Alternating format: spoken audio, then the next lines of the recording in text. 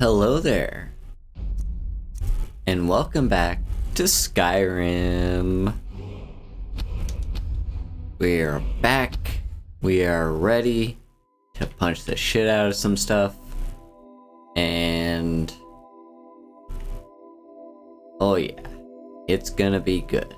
We're gonna be here and enjoy our Skyriming.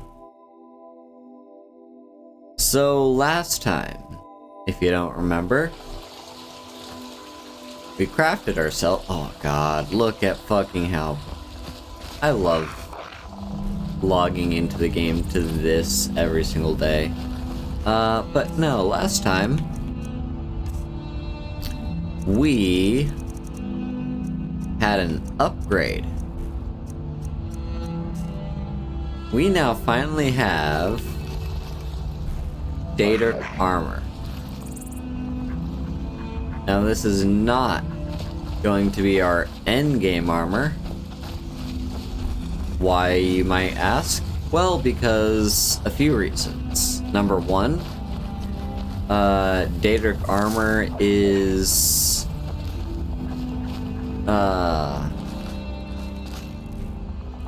number one, it's because Daedric armor is like from level 90, and we can't improve our armor as best as possible until we reach level 100 smithing. And reason number two is because for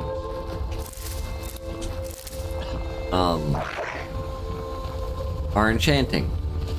Our enchanting is not yet at level 100, which is what we need if we want to place 2 enchantments on something.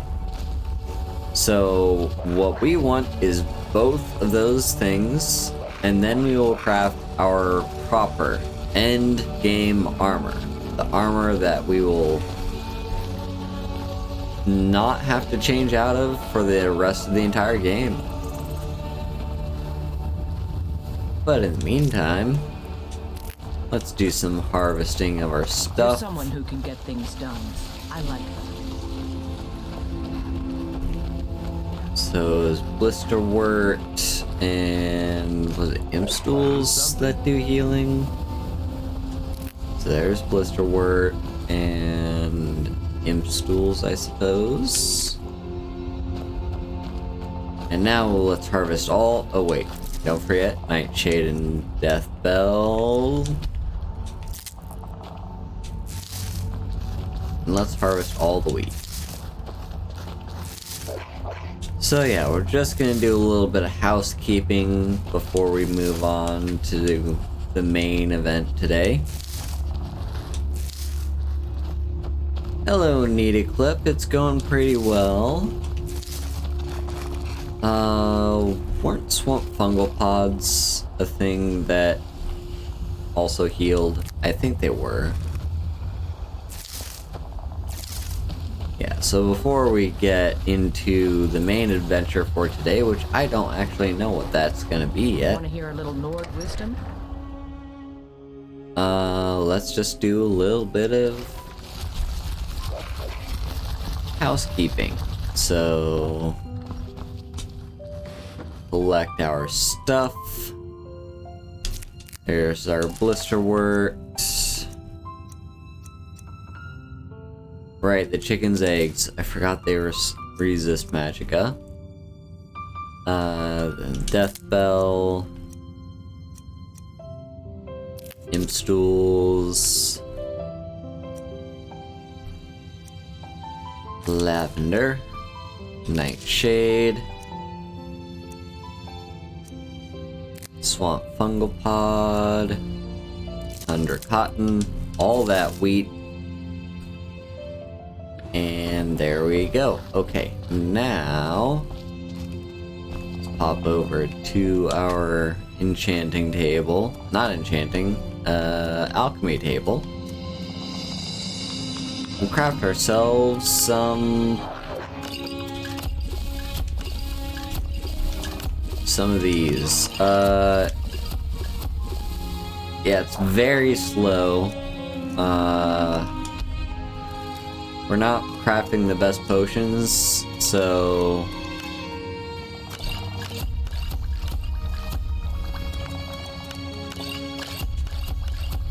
yeah, our potion level is not rising as high as I'd like it to be.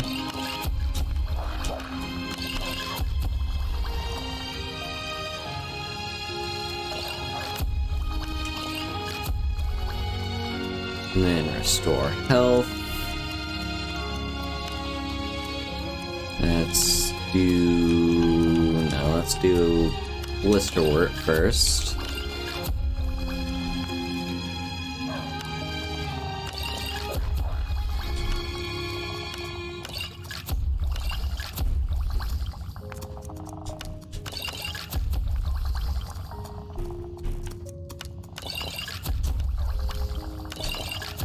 There we go. And then... anything else? Restore magicka, damage stamina. You know what? Fuck it. I mean, I have no idea why I have all this bone meal on me in the first place, so why not? There we go. Yeah, we need a much more efficient way of increasing our alchemy, because right now we're just crafting like the shittiest potions imaginable, which means it's very slow moving for us to improve our alchemy. Want to hear a little Nord wisdom? You don't really know a woman till you had a strong drink and a fist fight with her. Alright, well, give me our profits. Very good, ma'am. Ooh, almost 2,000. Alright, now let's head up the road. And... yeah, what are we gonna do today? That's an excellent question. Because... I can't remember what the plan was today, if I even had a plan. I suppose there's the main quest. We do want to get the Ogma Infinium. So... probably that? Yeah, I'm probably gonna do the Ogma Infinium. Let's talk to you, sell our wheat. So nice to... honest pay for honest work. Until next time. 300 gold, not bad. So, yeah, we might do the main quest. Although, what's up here at Broken Tower Redoubt? Has anyone told us? And we've also got these other things to do now that we've finally delved into the Reach a little bit.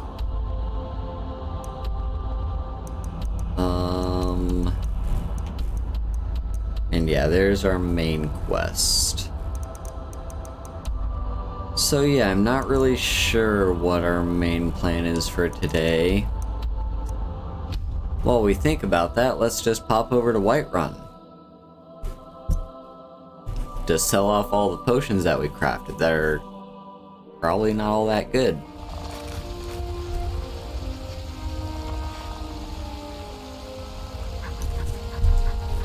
Hopefully we didn't show up too late. Oh yeah, it's 5 p.m. We've got plenty of time. Let's also slip on our selling things gear. So that's gonna be the mask and amulet of Zenithar. Awesome. Okay.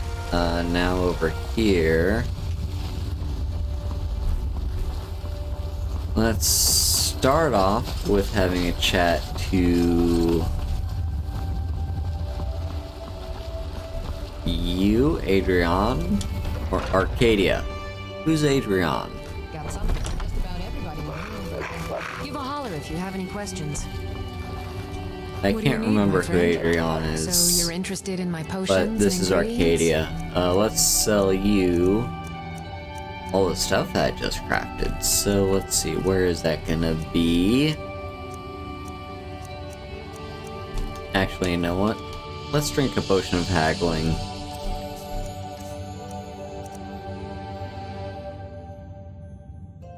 Right, that's who Adrian is. I knew it was someone. Let's see. Haggling, there we go. Filter of haggling. Come back. You look right. So you're interested in my potions and ingredients? Alright, now let's sell you all our stuff, because yeah, I don't think we'll be even close to clearing her out with the fact that, yeah, look at how shitty these potions are. They're only worth 1 apiece. Yeah, I really need something that's gonna give me, like, the best possible,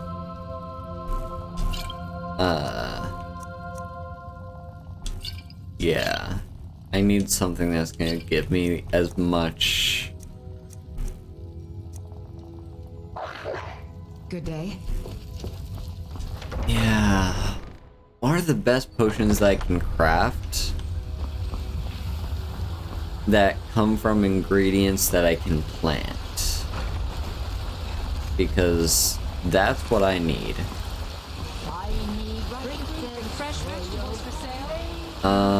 Let's head on over to Belthor.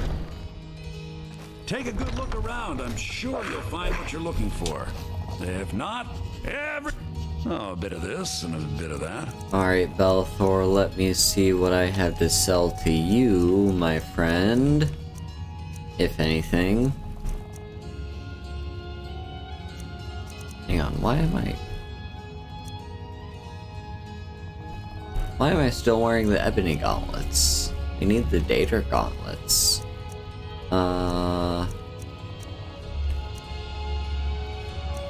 But yeah, we will be selling all this stuff. As for the rest of this, okay, here we go. Let's sell you that. And then we cannot afford that. How about scrolls? Yeah, I've got all these Jazargo Flame scrolls. And anything down here that we can at least use to clear you out. A Debella statue, I don't need that. There we go. Do come back.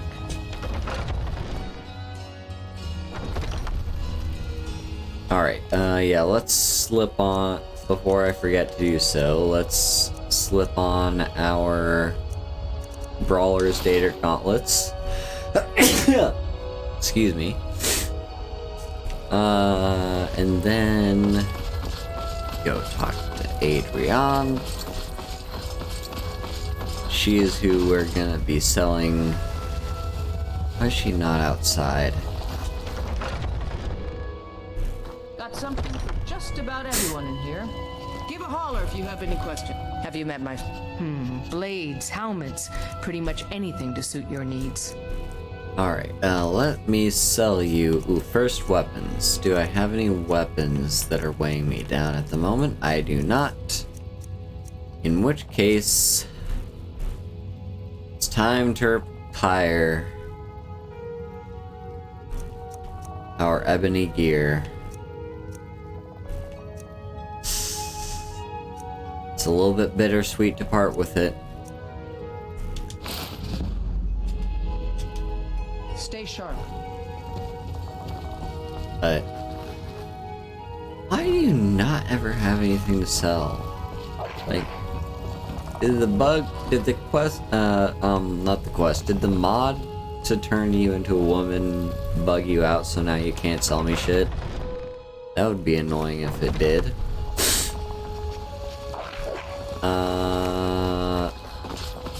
What we can do is go up here and visit our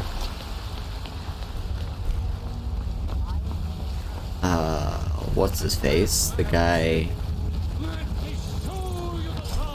Yorland Greymane, there, that's his name. Visit Yorland. Sell him some stuff. If it seems like I'm sleepy, it's because I am. I only just woke up like a little bit over an hour ago. We Greymanes got just as much to be proud of as them battle. Gods be praised. Alright, Yorlin, let me sell you. What are you worthy of getting? Let's sell you, I guess, just my ebony gauntlets. We got some miscellaneous. Let me just sell you some arrows, I guess.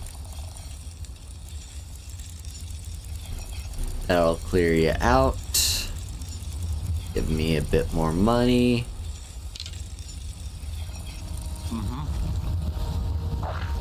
Oh, and look at the beautiful golden sky. So gorgeous. Okay, I think there's another thing that we have to do. Lone Wolf. First of all, are you carrying... Okay, you're not carrying anything. Still here. Ilya, are What do you you want me to carrying carry? anything? Oh, you do have that. Let me just take that off of you real quick. Gone. I don't think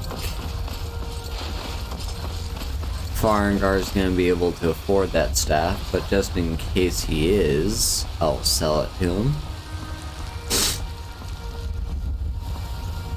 Actually, I can't remember. Where did we even get the staff from? Was it a unique staff?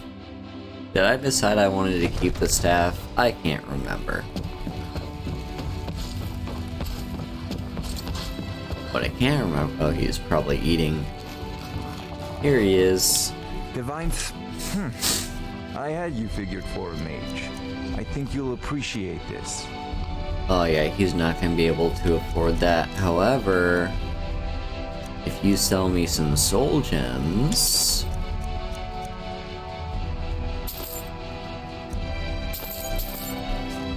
Now you can afford the staff.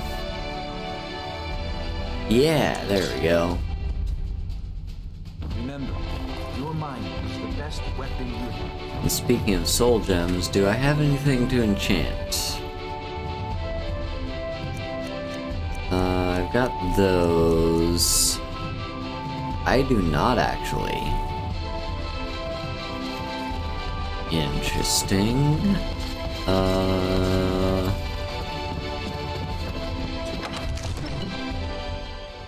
Well, we have those in case we ever do come across something that needs enchanting. In the meantime, let's swap back over to our regular gear. And now we're gonna do some questing. So, oh wait, no. There's one last point of business for us to do. Ilya, you've been a great help. You are a very powerful wizard, and I'm not going to dispute that. However, you create way more problems than you help. So, what I'm gonna have to do is I'm gonna have to get rid of your services, and we're gonna hire someone else. Someone else is gonna be our new follower, and I think this person right I'm sure here. you'll find what you're looking for. If not, let me know. I might have it stored away. Where is she? There's someone in the Drunken Huntsman. That her? Ah, hello, my Khajiit Who is friend. that? In the market for some hunting supplies. Janessa. She's wearing like full glass gear. Alright, I'm right behind you. well, Ilya, it's time for us to part ways. I'll head back home if you need me. So where is she gonna go is the question. To be sure. Blade Blade and shadow. I know nothing of fear and nothing of remorse. Pay my fee, and together we will vanquish any foe. You're a mercenary? I am an artisan, painting in strokes of blood red upon the canvas of life. But yes, I will take coin to fight at your side. After all, where is the value in creating art if there is nobody left alive to see it? Consider yourself hired. You have chosen wisely. Lead on, and I shall follow. If you have need of hunting, I love how she speaks. God, how she was talking about how, like, she's an artist that paints with blood. Oh my god, that was wonderful. This is annoying me. The linen wrap that's just sitting here in the street, so we're gonna just drop it down there. And look, I've cleaned up the streets. Also, let me see what you have. That is what you wish. Okay, so I can't change your gear, but I don't want to anyway, because you got glass gear, and glass is really good. You do have ebony weapons. So, looks like she is going to be very well equipped to deal with whatever we have going on. So, yeah. Here's what I'm thinking. Let's go and talk to the Greybeards, because we're gonna need to talk to someone to find this dragon shout. Because two things. Number one, I need Dragon Rend, because dragons just keep loving to fly around and I can't do anything to deal with them because of all I have are shouts for ranged attacks. And number two, I need to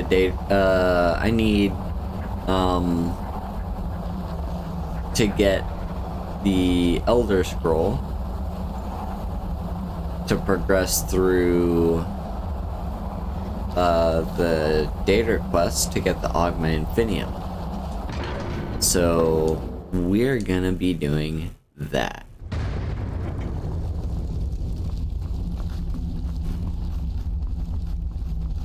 So, Esbern.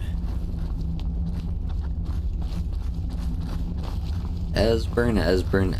I have a question for you, friend. Arngir. You're not Esbern. Esbern is the Blades guy. Arngir. Wind, guide you. Two things. First off, is there a new place I can learn a new shout? You have learned so much already, Dragonborn. Growing your gift too quickly would be dangerous. But there are many words of power in Skyrim, carved in the dragon tongue. Even from here, we can feel the Thum resonate from them. Finding these lost words would be a sufficient test to temper your abilities with experience. Ask when you are ready to search. Have you located any words? We have felt the whisper of a word. Give me your map and I will show you where its echo can be found. Alright, Autumn Watchtower. Gotcha. Now, I need to learn the shout that was used to defeat Alduin. Where did you learn of that? Who have you been talking to? It was recorded on Alduin's wall. The Blades, of course. They specialize in meddling in matters they barely understand. Their reckless arrogance knows no bounds. They have always sought to turn the Dragonborn from the path of wisdom. Have you learned nothing from us? Would you simply be a tool in the hands of the Blades to be used for their own purposes?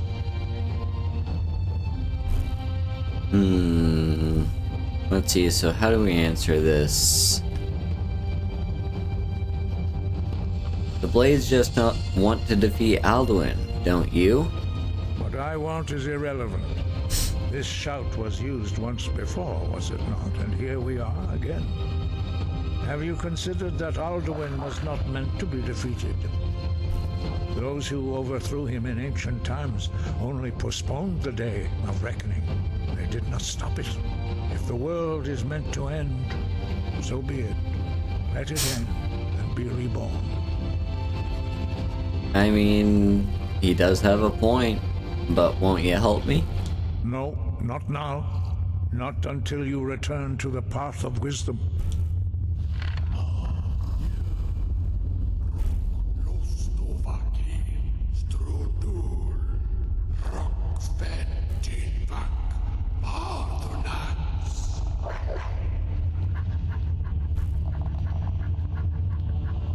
Dragonborn, wait. Forgive me, I was intemperate. I allowed my emotions to cloud my judgment. Master Einarth reminded me of my duty. The decision whether or not to help you is not mine to make. So can you teach me this shout? No, I cannot teach it to you because I do not know it. It is called Dragon Rend, but its words of power are unknown to us. We do not regret this loss. Dragon Rend holds no place within the way of the voice.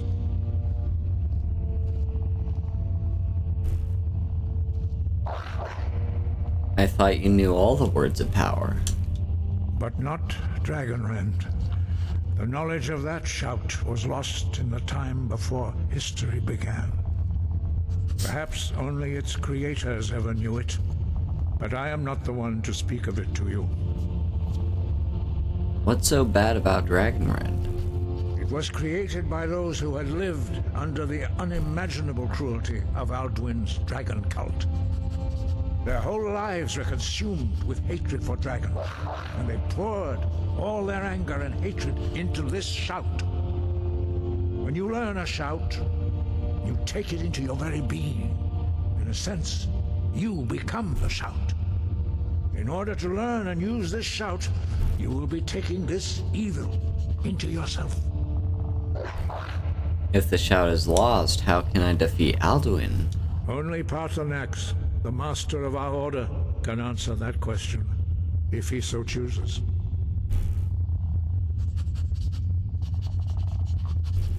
Why haven't I met Paarthurnax yet? He lives in seclusion on the very peak of the mountain.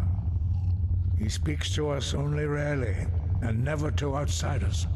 Being allowed to see him is a great privilege. Who is he? He is our leader. He surpasses us all in his mastery of the way of the voice. How do I get to the top of the mountain to see him? Only those whose voice is strong can find the path. We will teach you a shout to open the way to Paarthurnax.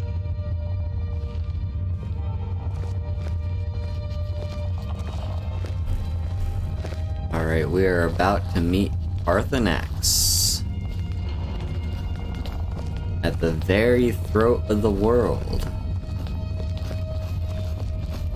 And he's going to teach us a very useful shout to get there. Because clear skies is just very nice. It's just nice to have. It's just a quality of life shout, but it really improves the quality of my life.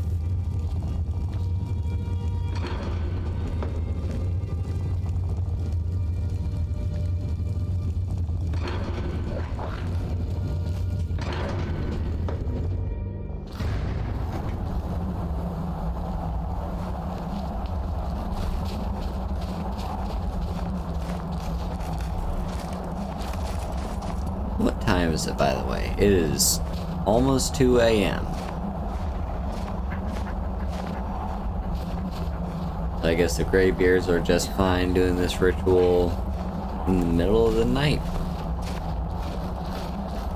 Gotta be really fucking cold up here. I hope those robes are very warm because goddamn.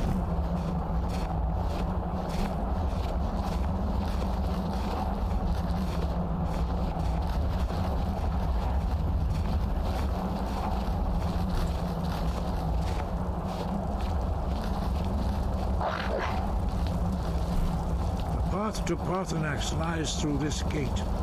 I will show you how to open the way.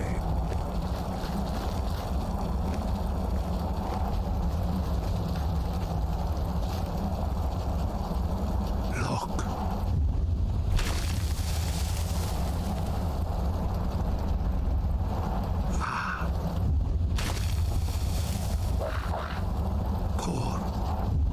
Look, or.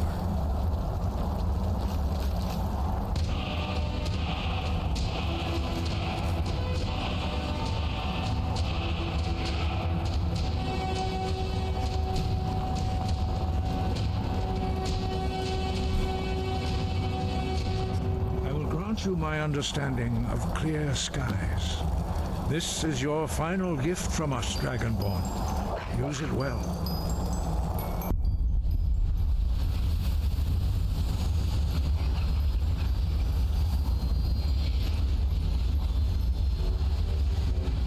Clear skies will blow away the mist, but only for a time.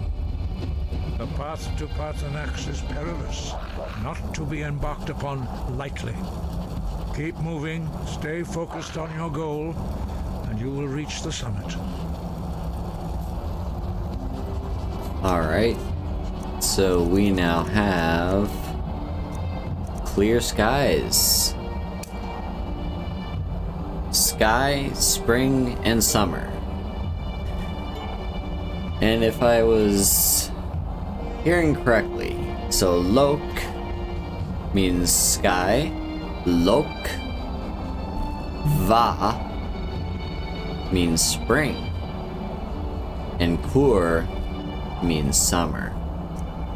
I'm trying to learn as best I can the different names of the different shouts. You know what?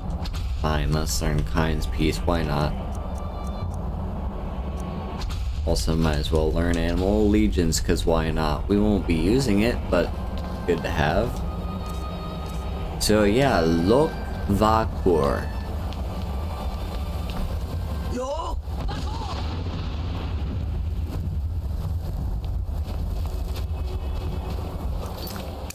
And so my name is Haru, and if you don't know, Haru means spring in Japanese. So if we were to translate my name into Dovazul, my name would be Va. So yeah, just a little fun fact for you all. But yeah, I kind of want to learn Dovazul as best I can anyway.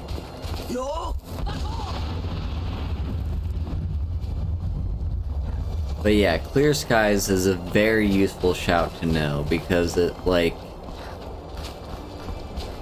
So this is the only time where it makes practical sense for clear skies to exist. You only need it to get to the top of the mountain. But in a non-practical sense, what it does is it gives you a shout to basically change the weather as you choose.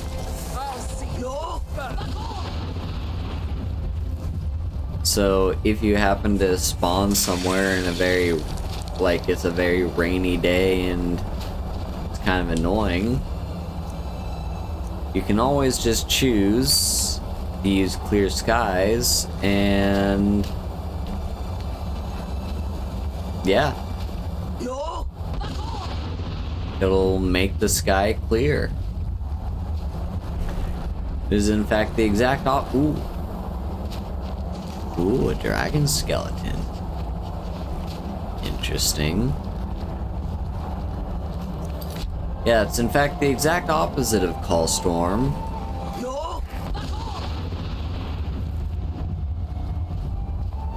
Oh, we've got a frost roll. Come at me, buddy.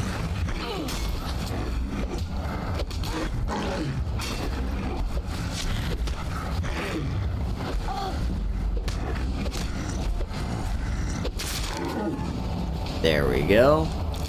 Frost troll dealt with.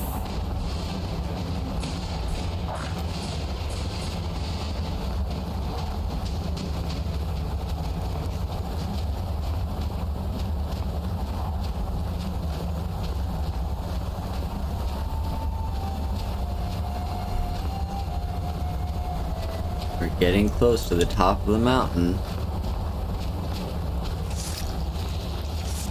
And another ice wraith.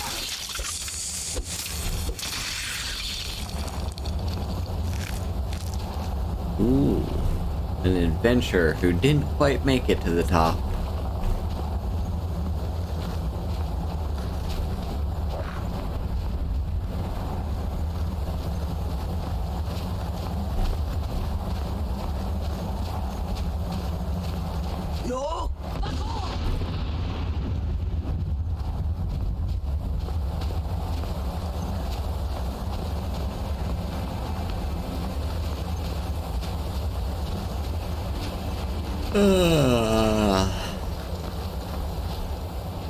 I need more caffeine.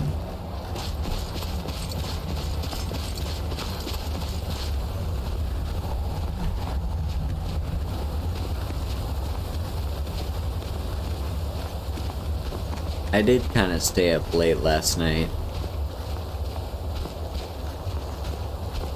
I didn't end up making a thumbnail for a video, but I did do a little bit of editing in a video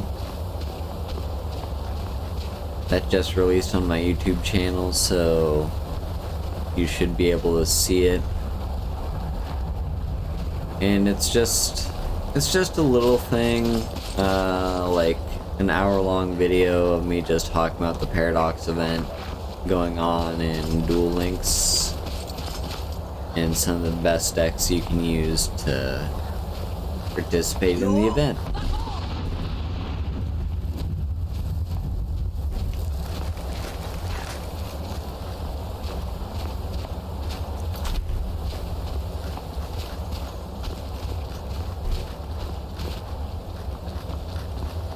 Alright, and here we are. We've made it to the throat of the world. And here is our buddy Parthenax. Dremyolok, greetings, Wundernik. I am Parthenax. Who are you? What brings you to my Strunmach, my mountain?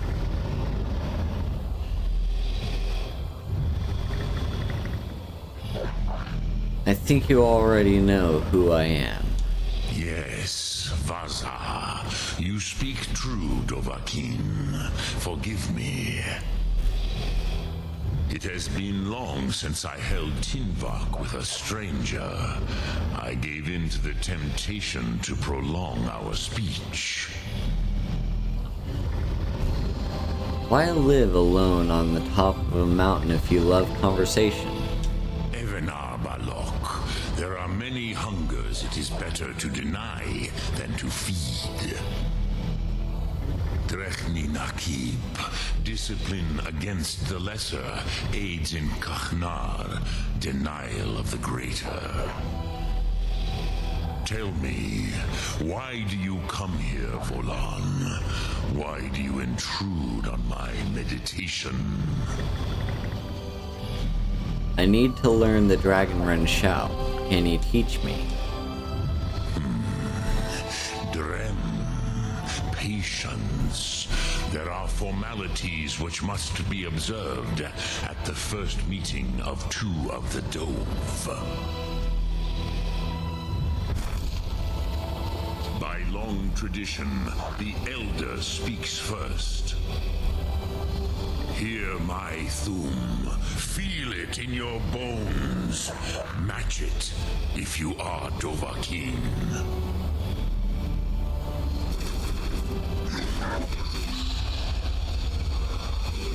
The word calls you. Go to it. So we already know Yol Here's Tor Inferno. As the Dove do.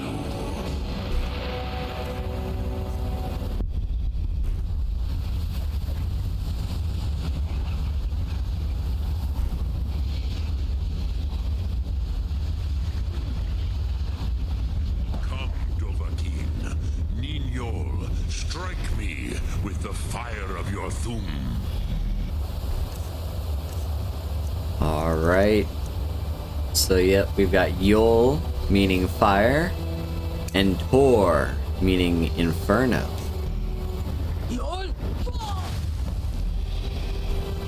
Ah, yes. Sosedo Vlostmul. The dragon blood runs strong in you. It is long since I had the pleasure of speech with one of my own kind.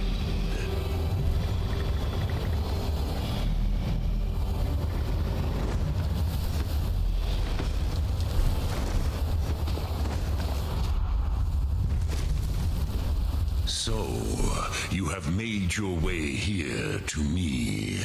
No easy task for a Jor, mortal. Even for one of Dovasos, dragon blood. What would you ask of me? Can you teach me the Dragon Run shout? Ah, I have expected you, Proda. You would not come all this way for Tinvak with an old Dova. No, you seek your weapon against Alduin.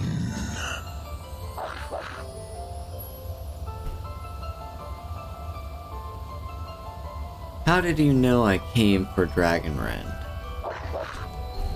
Alduin Comate Teed. What else would you seek?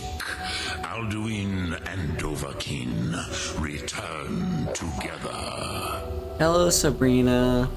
But I do not know the Thum you seek. Croesus, it cannot be known to me. Your kind, Jor, mortals, created it as a weapon against the Dove, the dragons. Our Hadrime, our minds, cannot even comprehend its concepts.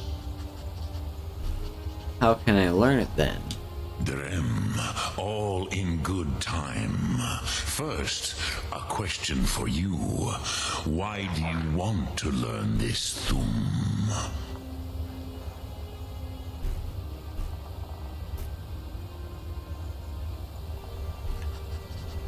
I like this world.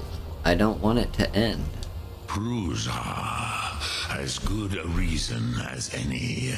There are many who feel as you do, although not all. Some would say that all things must end, so that the next can come to pass. Perhaps this world is simply the egg of the next Kalpa, Lean Vokin. Would you stop the next world from being born? The next world will have to take care of itself. Paz, a fair answer. Rofus, maybe you only balance the forces that work to quicken the end of this world. Even we who ride the currents of time cannot see past time's end. Ulsetid los trahodis. Those who try to hasten the end may delay it. Those who work to delay the end may bring it closer. But you have indulged my weakness for speech long enough. Croesus, now I will answer your question. Do you know why I live here, at the peak of the Monavin, what you name throat of the world?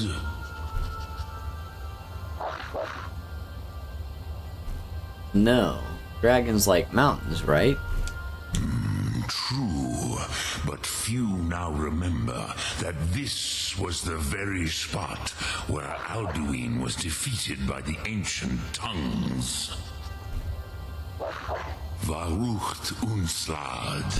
Perhaps none but me now remember how he was defeated. Using the dragon wrench shout, right? Yes and no. Viknuznikron. Alduin was not truly defeated either. If he was, you would not be here today seeking to defeat him. The Nords of those days used the Dragonrend shout to cripple Alduin, but this was not enough. Ok Mulag Unslad. It was the Kell, the Elder Scroll. They used it to cast him adrift on the currents of time.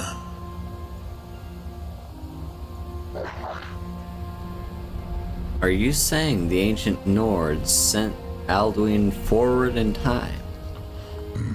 Not intentionally. Some hoped he would be gone forever, forever lost.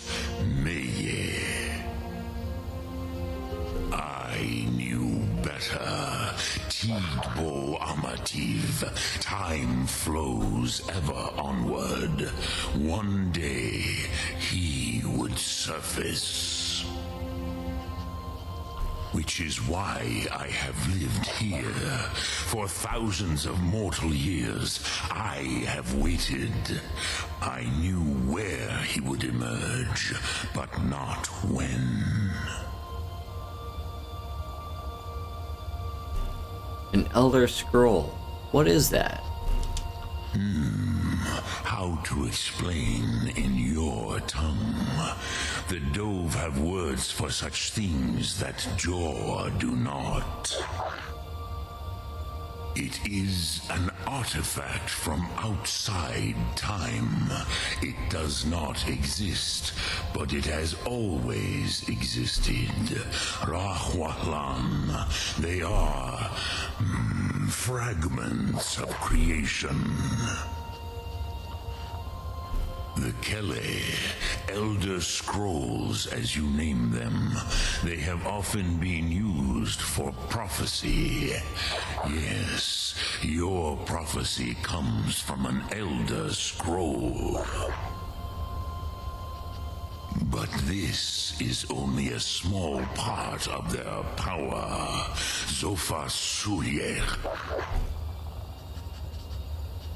How does any of this help me? Tid Krent. Time was shattered here because of what the ancient Nords did to Alduin. If you brought that Kell, that Elder Scroll back here to the Tid Ahran, the Time Wound, with the Elder Scroll that was used to break time, you may be able to cast yourself back to the other end of the break. You could learn Dragonrend from those who created it. Do you know where I can find an Elder Scroll? Crosis, no. I know little of what has passed below in the long years I have lived here. You are likely better informed than I. The lore keeper at the College of Winterhold might know. Trust your instincts, Dovahkiin. Your blood will show you the way. So yeah, Sabrina, we are doing the main quest today for two reasons. Number one, I want to get the Augma Infinium, and in order to do that, I need to go into Blackreach to collect the Elder Scroll. And number 2, I want Dragon Rend because dragons, well, when my main way of dealing with enemies is through punching them, and dragons like to fly around, it's hard to deal with them when I don't have Dragon Rend. So I'd like to get Dragon Rend as soon as I can. So what do I do with the Elder Scroll when I find it? Return it here to the Tid Achran. Then, Kele Vomindok. Nothing is certain with such things. But I believe the scroll's bond with the Tid Achran will allow you a seeing, a vision of the moment of its creation. Then you will feel, know Dragon Rend in the power of its first expression. You will see them, Wuthfadon, my friends, Haken, Gormlaith, Feldir. Haken, Gormlaith, Feldir, who are they? The first mortals that I taught the Thum, the first tongues, the leaders of the rebellion against Alduin. They were mighty in their day, even to attempt to defeat Alduin. Sahrot Hun. The Nords have had many heroes since, but none greater. How could an Elder Scroll cast Alduin through time? Vomindok, I do not know. Perhaps in the very doing, they erased the knowing of it from time itself. The Dove are children of Akatosh. Thus, we are specially attuned to the flow of time. Perhaps also uniquely vulnerable. I warned them against such a rash action. Even I could not foresee its consequences. Nust Lihon, they would not listen. You mean you were there? Yes. There were a few of us that rebelled against Alduin Stur, his tyranny.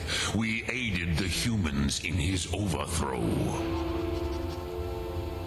But they did not trust us, ni Ov. Their inner counsels were kept hidden from us. I was far from here on the day of Alduin's downfall, but all Dove felt the sundering of time itself. What does the Dragon Rend shout actually do? I cannot tell you in detail. I never heard it used. Kogan. It was the first Thum created solely by mortals. It was said to force a dragon to experience the concept of mortality. A truly von Mindoran, incomprehensible idea to the immortal Dove. You're the master of the Greybeards. Do others come here to train? I have taught the way of the voice for centuries, and the Thum since long before that. But no, Dovahkiin. Others do not come here to train anymore. Saran, you are the first in over 100 years. I meditate on the Rotmulag, the words of power. I counsel in their use. It is enough for me. You meditate on the words? How? Knowing a word of power is to take its meaning into yourself. Contemplate the meaning of a Rotmulag. You will become closer to that word as it fills your inner self. Will I teach you, Dovahkiin? What word calls you to deeper understanding? There are 3 to master: Fus, Faim, and Yol.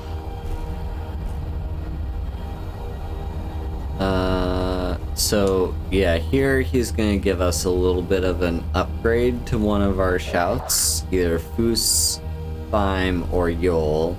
I don't remember which one Faim is, but you're only allowed to have one of the 3. And I'm gonna go with Yol, but first let's just go through each of them one by one. So first, Fus. It is called force in your tongue. But as you push the world, so does the world push back. Think of the way force may be applied effortlessly. Imagine but a whisper pushing aside all in its path. That is Fus. Let its meaning fill you. Sum Ark Mora. You will push the world harder than it pushes back. And so that... Drem Yolok. Greetings. So that gives us... force without effort. So... you stagger 25% less, and foes stagger 25% more. That's actually really good. I thought they were upgrades to the shouts. I didn't remember that they were actually general upgrades to you in general. I will listen. I want to meditate on a word. Which calls to you, Dovahkiin? Fus, Faim, or Yol? How about Faim? Fade in your tongue. Mortals have greater affinity for this word than the dove. Everything mortal fades away in time, but the spirit remains. Ponder the meaning of spirit. Unslad Zi, where mortal flesh may wither and die, the spirit endures. That is fine. Let that meaning fill you. Sum Ark Mora. You will find that your spirit will give you more strength. So that gives me eternal spirit. What does that do? It's not an active effect.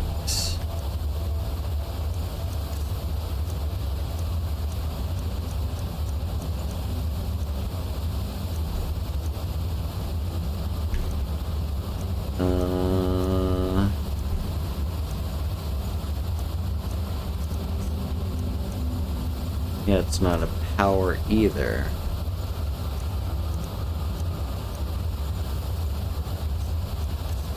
Maybe it's the fact that we don't know Faim?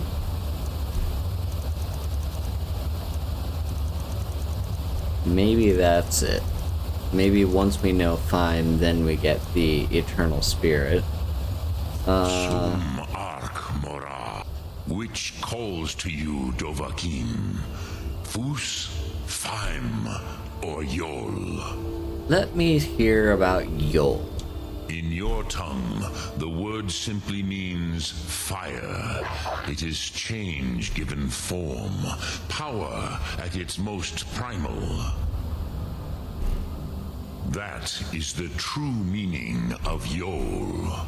Solyek, power. You have it, as do all Dove. But power is inert without action and choice. Think of this as the fire builds in your sum, in your breath. Sum Ark Mora.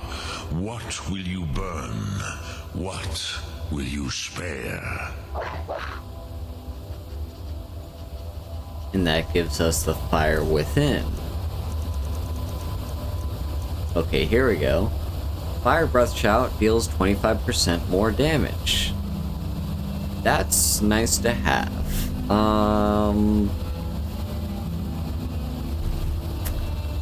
Yeah, I don't know. I think we're gonna be keeping that one for the time being.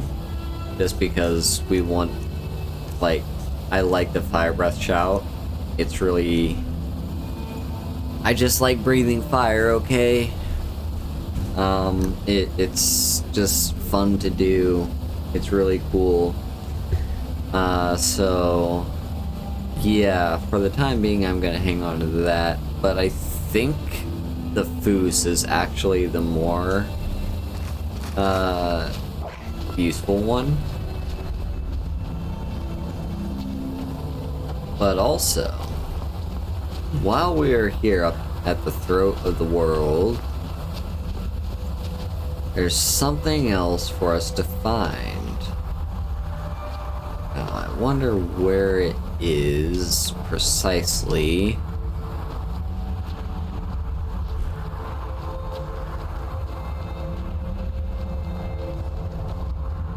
But all the way up here. Somewhere.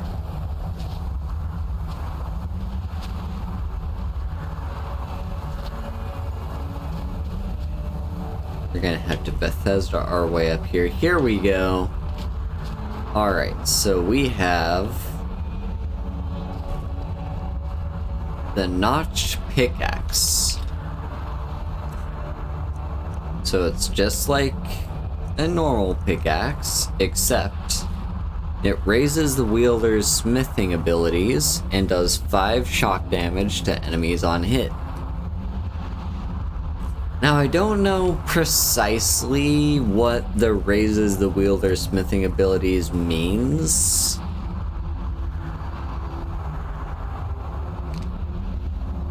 I wish the game were a lot more transparent with, like, what exactly that means.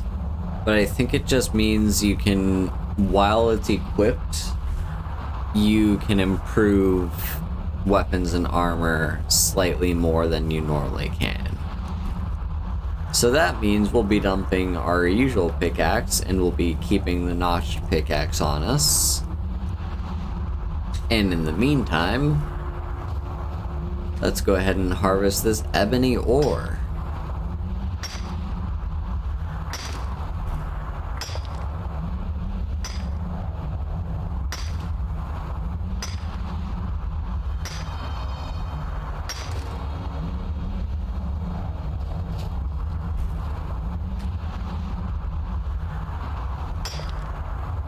So yeah, if you need ebony, the Throughout the World is a good place to collect some, although I don't think it respawns super fast, if ever.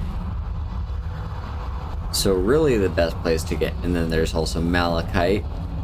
We don't really need malachite for anything. Oh, and while we're up here, look at that. Here we can get ourselves... Okay, hang on. I want to get back up to the very top so I can get the best view possible. So this is Skyrim from the Throat of the World. All the way over here to the south. What have we got? So over here, I wish there was a way to like zoom in.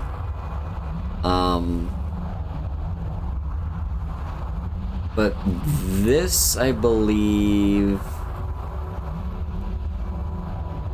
that right down there might be either Helgen or Riverwood. And then over here is a little, looks like a lake of some sort. Hang on, drop a save, just in case I fall.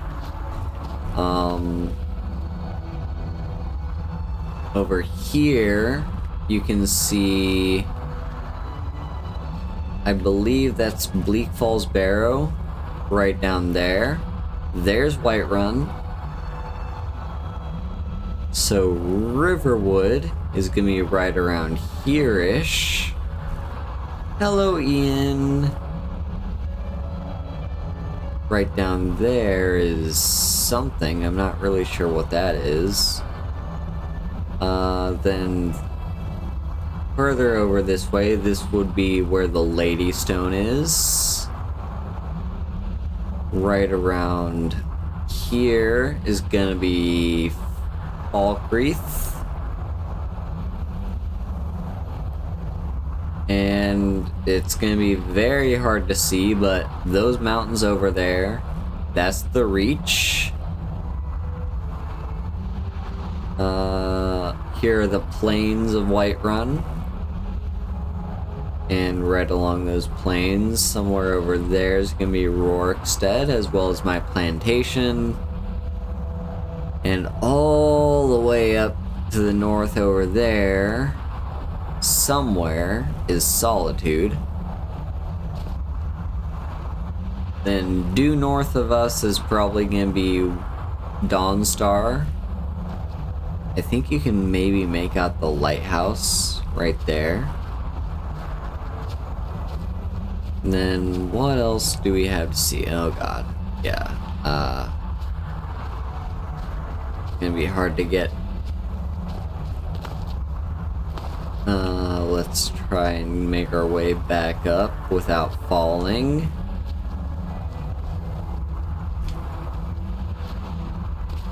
Alright, so that is the west side of Skyrim. Over here we can get a nice view of the east side. So right along there is the path that I usually take to get to, like, the Rift. It's just a very convenient path. Right down there at the base of the mountain you can see is Iverstead. And then this is the lake that Iverstead is kind of right next to. And all the way over there is Riften, right next to Lake Mead, I believe.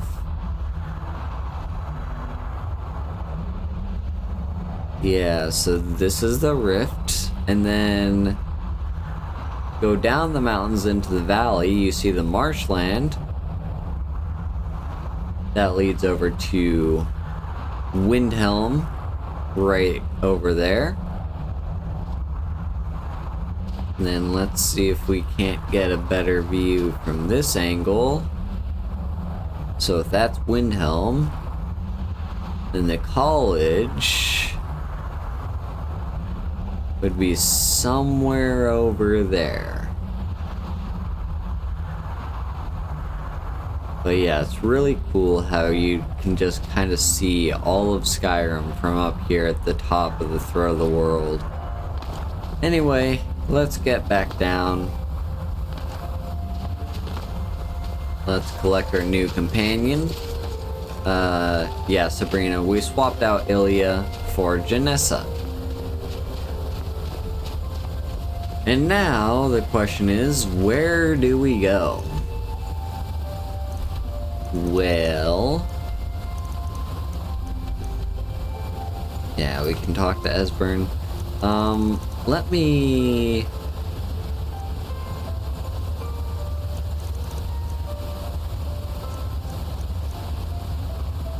You know what? If we're gonna be going to Esbern, we might as well do that stuff. Also, Onwatch Tower, where is that? There it is. Okay, let's set that as a marker because we can easily get there.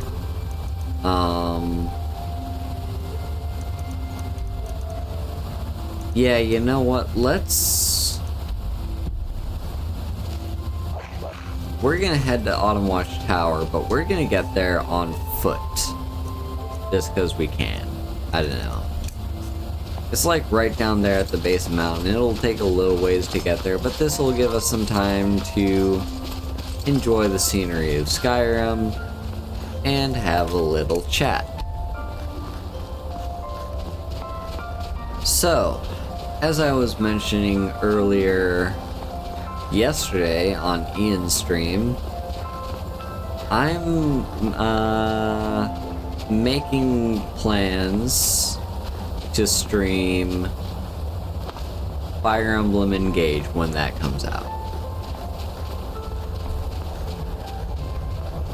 The difficult thing is going to be finding exactly when the right time to stream it is, because this right here, right now, is kind of the prime time slot that I always have. It's like the time that I can kind of guarantee the most viewership, and it's the most convenient time for a lot of people to show up.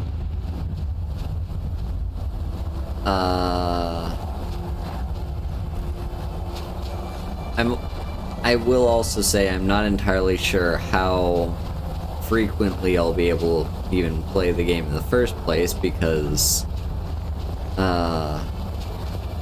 my time windows for enjoying games isn't what it used to be.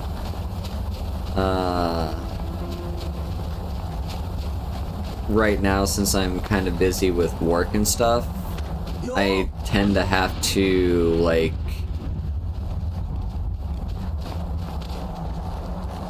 I only have so much time to enjoy, like, the things that I want to enjoy.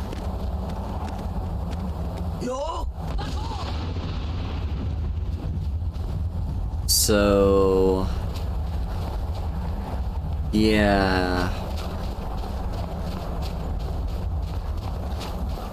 it'll be hard to create a new time slot, because currently what I have is on Tuesdays is when I tend to play, like, yeah, Tuesdays is when I record Fallout 4 for YouTube. Wednesdays is when I hold my, like, Wednesday stream, which currently we're doing, what's that game called? Civ 6. We're currently doing Civ 6 on Tuesdays. And then on Wednesdays is Civ 6. Thursdays is my, alright, now that we're down, we can swap over to, like, Fire Breath or something for our shout. Oh. I forgot they have this tower right here. Let's go up and see the tower. Yeah. Thursdays is when I record,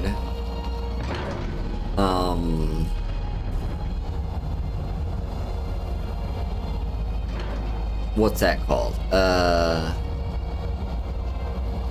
Right, up here we are.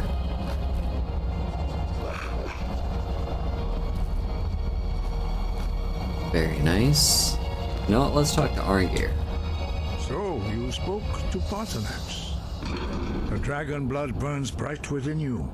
Did he tell you what you wanted to know? Did he teach you the dragon rend shout? No, but he told me how to find out. Well, so be it.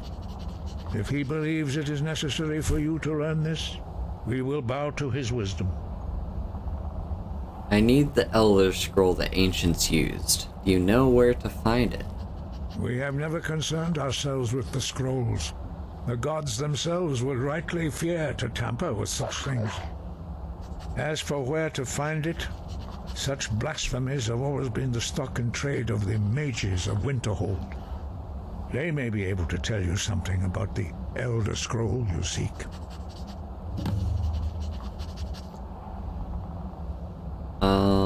is there another way to defeat Alduin? Perhaps not. But this shout was used once before, was it not? And here we are again. Have you considered that Alduin was not meant to be defeated? Those who overthrew him in ancient times only postponed the day of reckoning. They did not stop it. If the world is meant to end, so be it. Let it end and be reborn.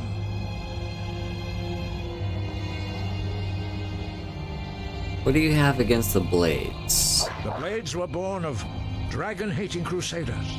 They still carry that legacy, although they may not remember from whence it came. They carried out a genocide of dragons when they first came to Tamriel. And now, they will do it again. With your help.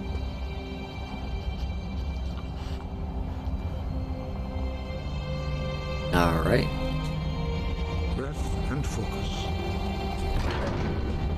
We'll have a little bit of a chat about what he was talking there, but yeah, first let me finish up what I was saying about Fire Emblem. Yeah. Thursdays is when I record Assassin's Creed 2 videos. And then after that, we've got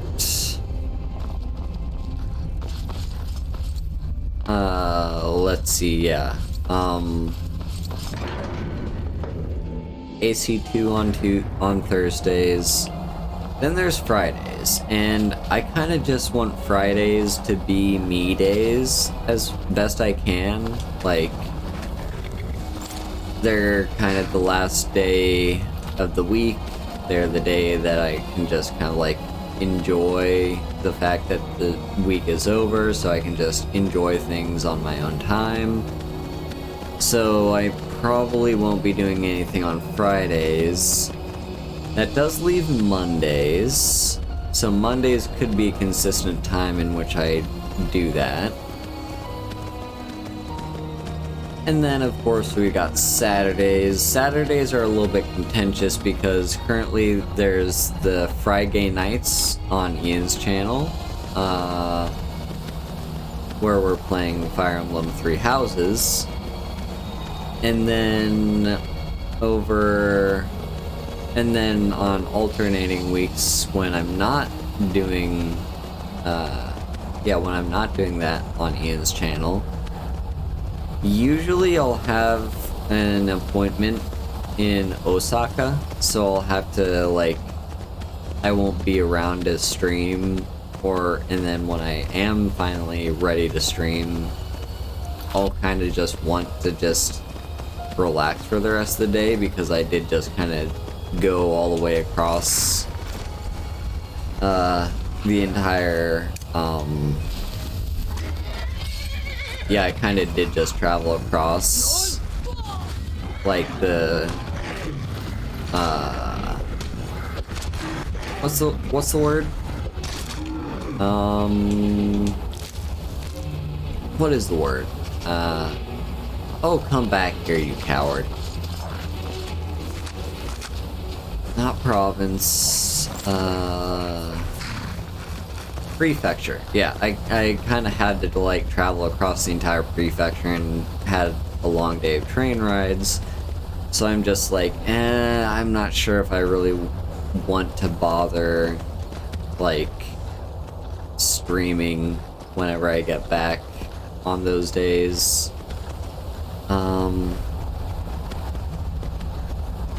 And then, of course, we have... Yeah, so those are Saturdays, and then Sundays are this time. Our usual Skyrim time. And I don't want to get rid of Skyrim time. Skyrim time is, like, one consistency that this channel does have. I will be streaming Skyrim pretty much every day, like every Sunday at this time. So yeah, it just leaves a big gaping question of when exactly is the best time to stream Fire Emblem and engage, and I think there's two answers.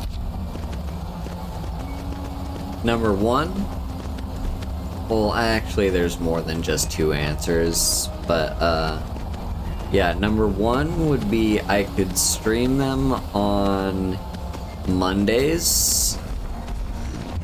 Oh, there's another frost roll.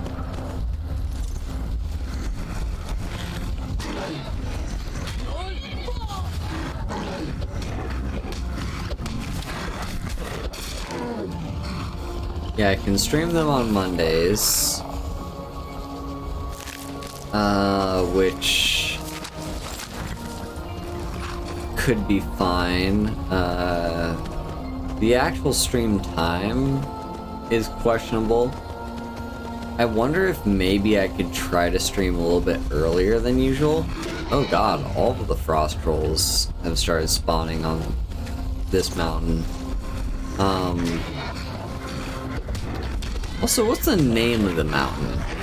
Because the name isn't the Throat of the World, is it? Like, the Throat of the World is the very top of the mountain. It's not the actual mountain itself, is it?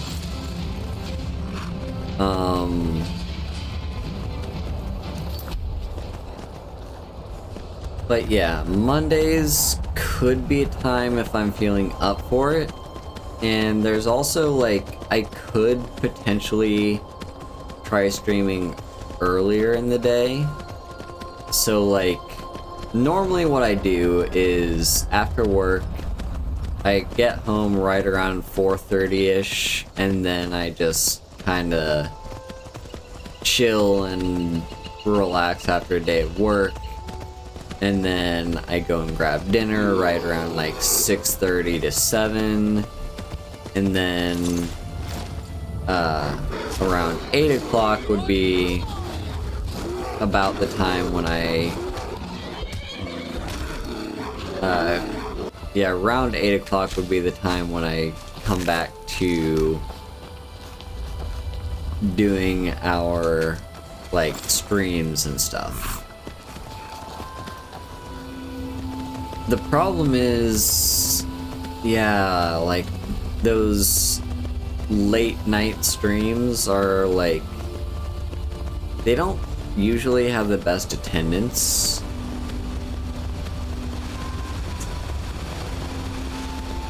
So, I'm not really sure. I think the main thing to go off of would be just anytime I'm feeling in the mood to stream Skyrim, not Skyrim, Fire Emblem. Well, no, not stream. Anytime I'm feeling in the mood to play Fire Emblem would just be the time for me to stream it. That seems the most logical for me. So it wouldn't necessarily be on a strict schedule. It would just be like whenever I have the time and I'm in the mood to play it would be the time when I play it. Other than that, yeah, I could have a day of the week. What I'll probably do is it's just a skeever.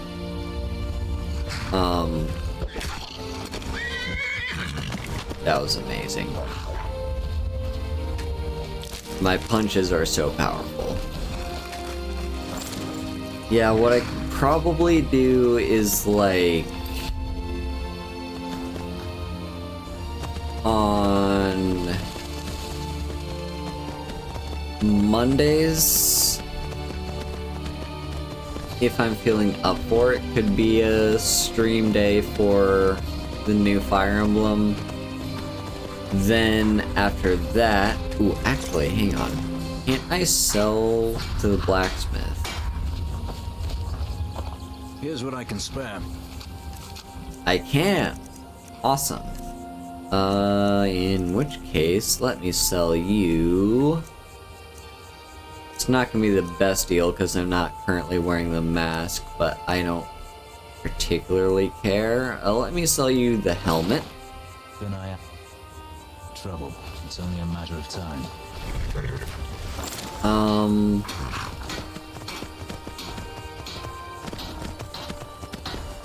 yeah, so Mondays, potentially Saturdays.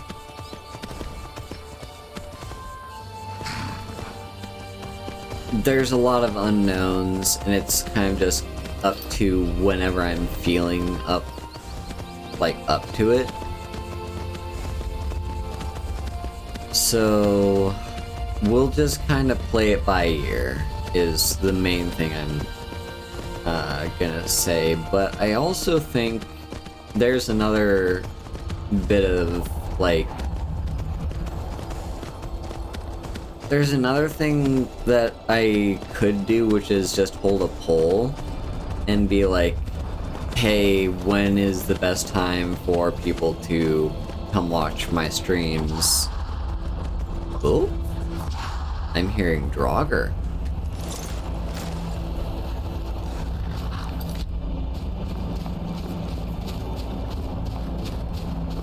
This might not actually be the way to the place over there. Well, there's a dragon, so that's something.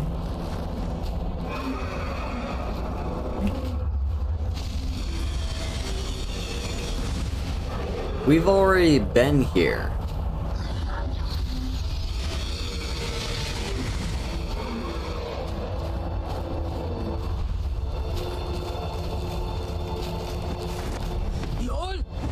Oh, that's an ancient dragon. Ooh, we've got the high-level dragons now.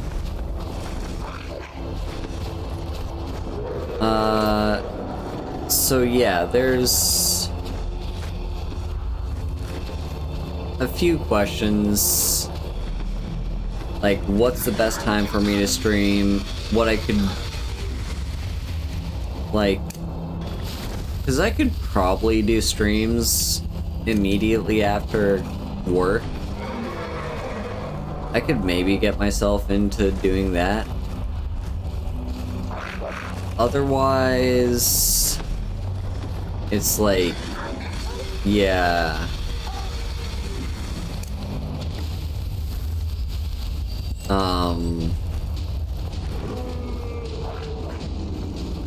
Yeah. Just a lot of unknowns. What I could also do is something that I don't think I've really done before, but I could stream like multiple times in the same day. So like, what I would do would be kind of like I'd stream some Fire Emblem until it's about time for me to go and get dinner. And then I'll just have a quick break for dinner. And then after that, oh fuck off, dude, come on.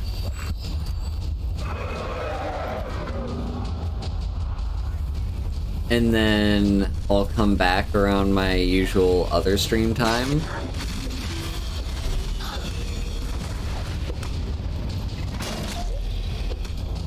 God, yeah, ancient dragons are no joke.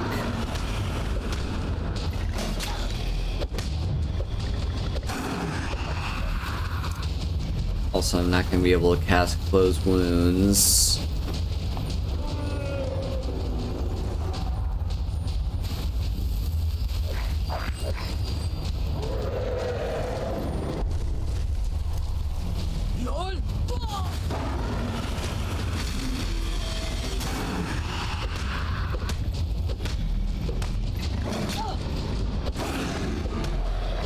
Yeah, ancient dragons are very tough.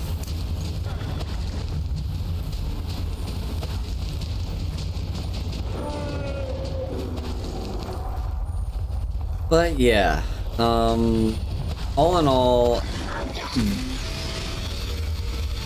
I know not everyone's gonna be able to make those streams, so I'll also make a point of like trying to be more on top of exporting them to YouTube at a reasonable time.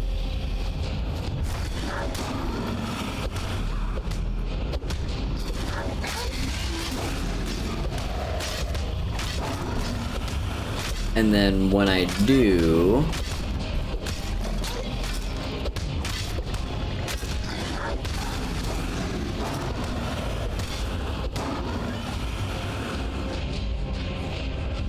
There we go, I think that was our first ancient dragon.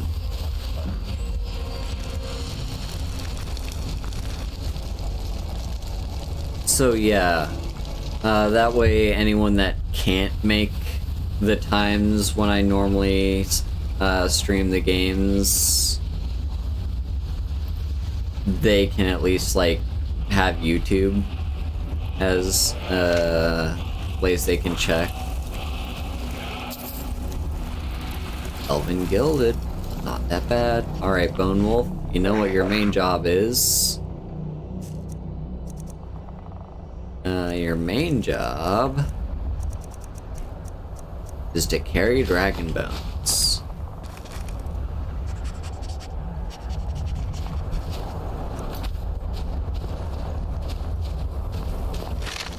But anyway,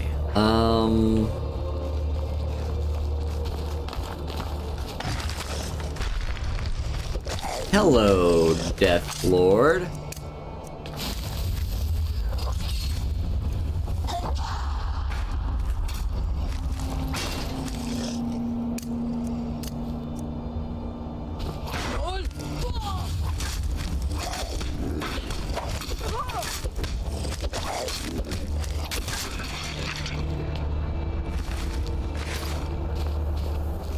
Alright.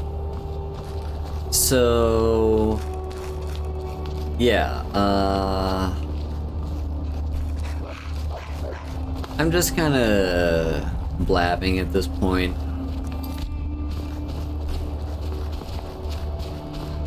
I'm just gonna kinda play things by ear, and...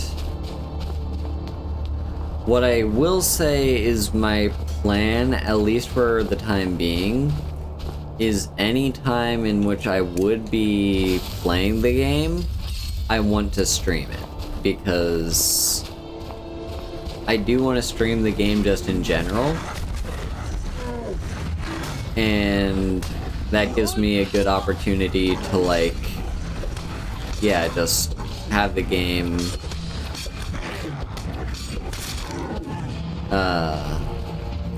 like, on record. My first experience playing through the game.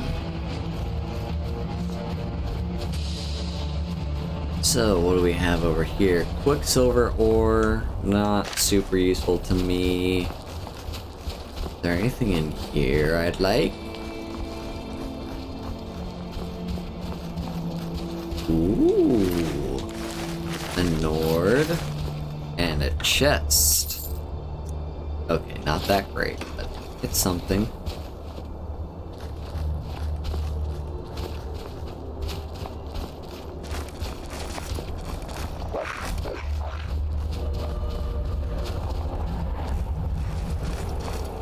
Alright. I feel we're getting closer to this place, but not sure what the best way to get to it is.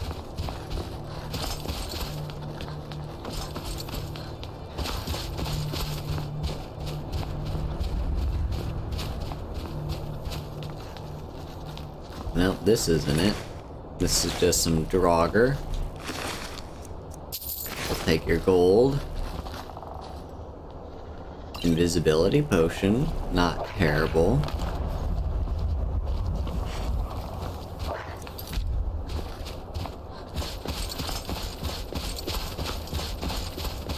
Still need to find how exactly we're supposed to get to this dragon location.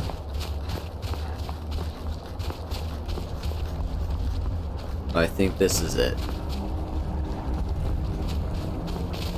So we kind of went the long way, but we finally got there.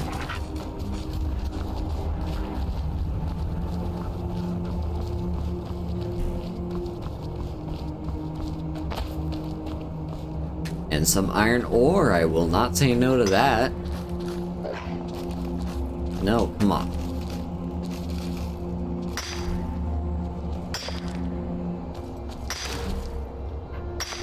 But yeah, I'm kind of excited for Fire Emblem Engage because, well, as I mentioned on Ian's stream yesterday, it's been like, I have not had a Nintendo console for many, many years. Like, I completely skipped over, I guess, two eras of Nintendo consoles. The DS and the 3DS. Oh, hang on. One moment, I'll be right back.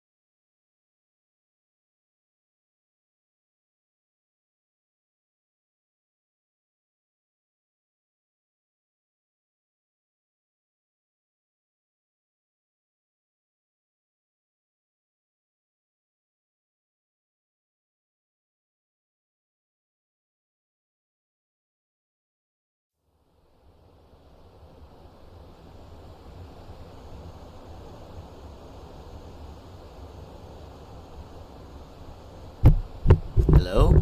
Alright, we're back. Sorry for that very sudden interruption. I had a package delivery, or a package that got delivered, and I had to go and get that. But now we are back, and so what was I talking about again? Right, so the deal with Fire Emblem is, like, I never owned a DS or a 3DS or any kind of Nintendo handheld console ever since the Game Boy. And back when the Game Boy was a thing, I wasn't really into Fire Emblem or any of those types of games at all. So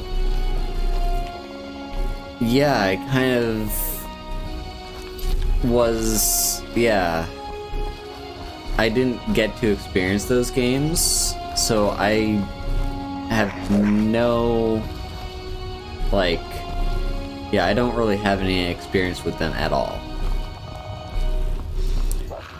So now that I have a Switch, and the Switch happens to be, like, my first handheld Nintendo console ever since, like, yeah, ever since the DS era, I'm now, for the first time ever, actually able to own and play Fire Emblem games.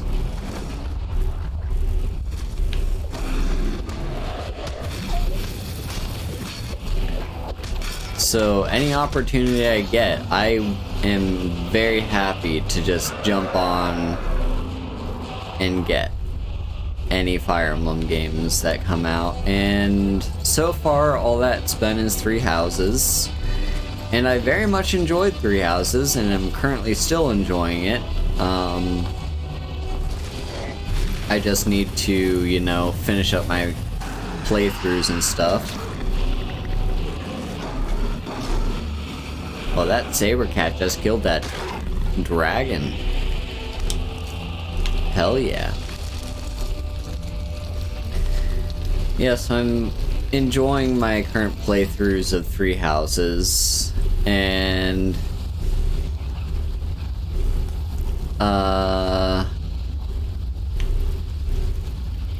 Engage I'm kind of excited for, although I will also say I'm a little bit nervous for Engage, because Engage has this mechanic where you're able to summon, like, other main characters from other games, and I don't know any of them. The only ones I know are Byleth. That's literally it. So when Fire Emblem Engage comes out, I hope I don't have to know who these characters are in order to, like, get the most out of my interactions with them, because if I do, then that's gonna suck. Like, I'm sure other players who, like, played all those other games and really enjoyed them are gonna be like, oh cool, I just summoned Marth, he's the most amazing character ever, and whatever. And I'll just be like, I just summoned a dude, a person who has a name and is presumably well known. Cool. So that's why I'm a little bit that's why I'm a little bit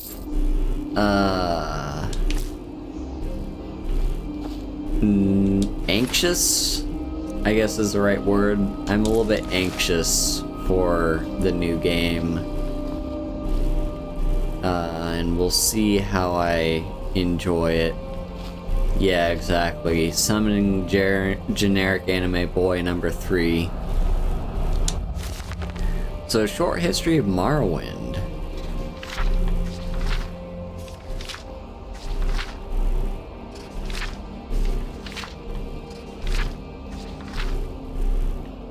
Okay, it's not too long.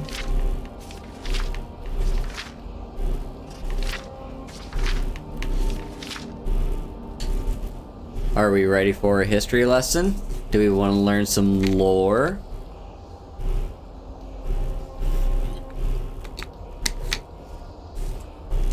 Let's learn some of the lore of a short history of Morrowind. Led by the legendary prophet Veloth, the ancestors of the Dunmer, exiles from Altmer cultures in present-day Somerset Isle, came to the region of Morrowind. In earliest times, the Dunmer were harassed or dominated by Nord Sea raiders. When the scattered Dunmer tribes consolidated into the predecessors of the modern Great House clans, they threw out the Nord oppressors and successfully resisted further incursions. The ancient ancestor worship of the tribes was in time suspended by the monolithic tribunal temple theocracy, and the Dunmer grew into a great nation called Resdain. Resdain was the last of the provinces to submit to Tiber Septim. Like Blackmarsh, it was never successfully invaded and was peacefully incorporated by treaty into the Empire as a province of Morrowind. So,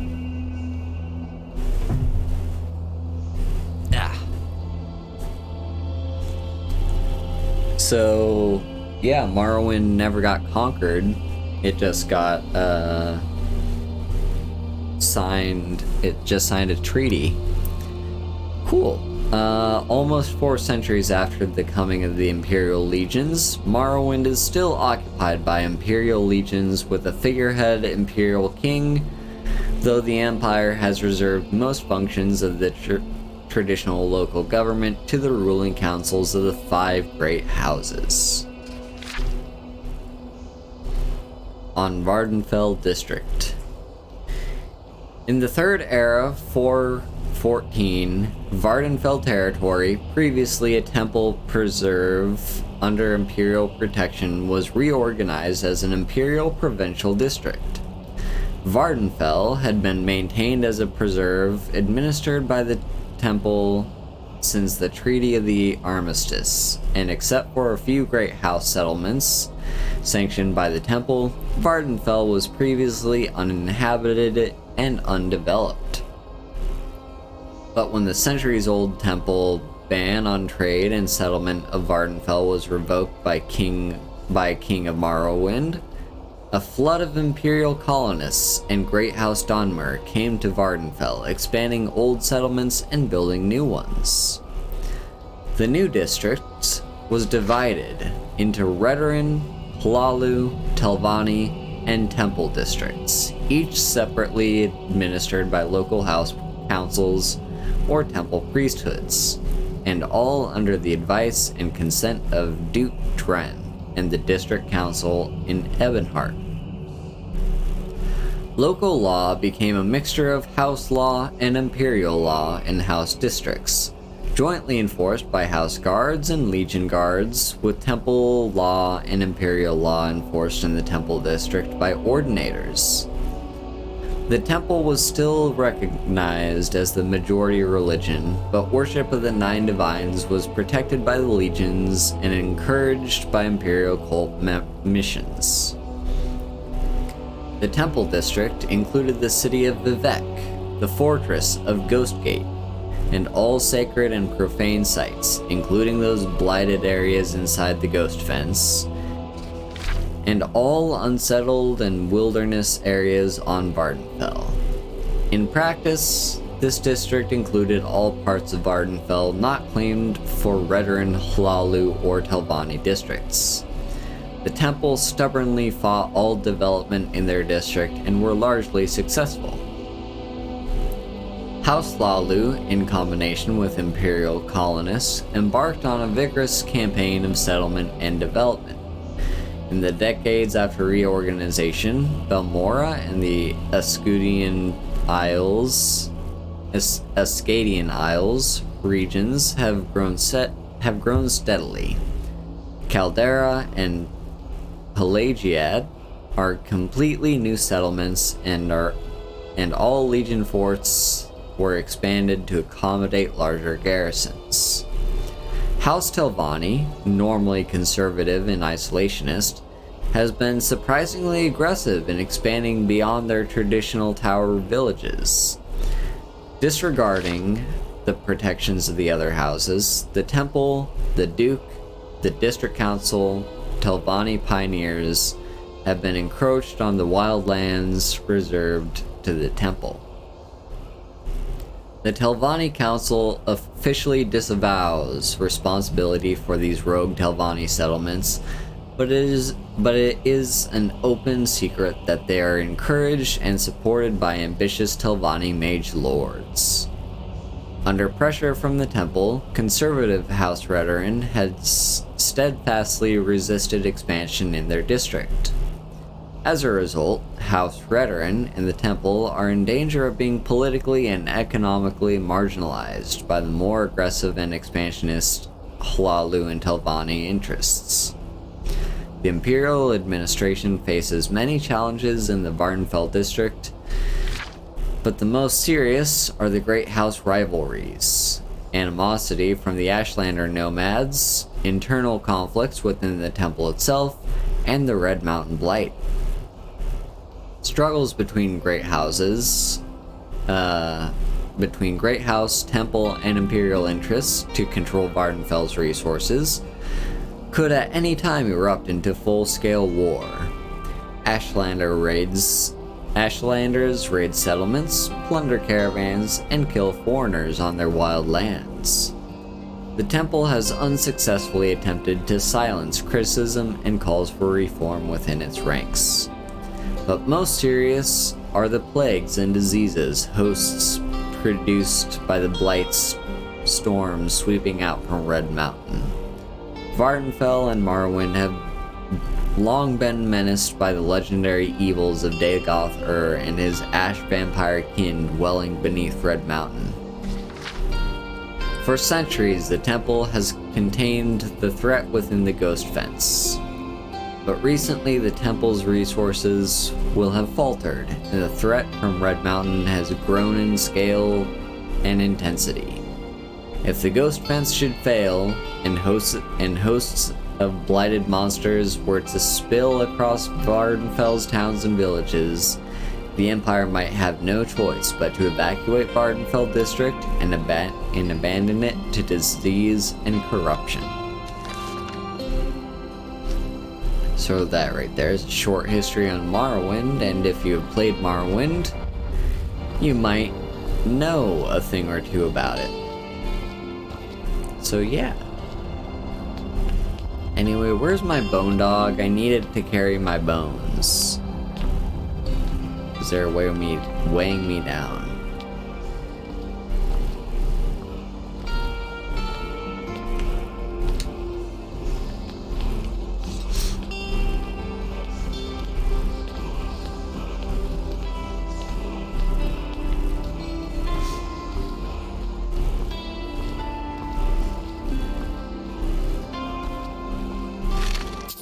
Skeleton and a chest. Ooh, flawless diamond and a ring of mending. Seriously, where the fuck is my bone dog?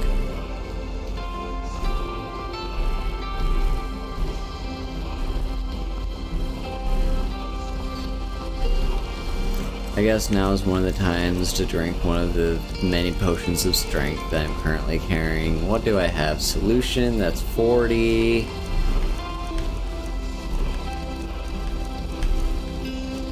Filter, that's 50. Draft is 30. Okay, so let's drink the draft of strength. Alright, so what's this word?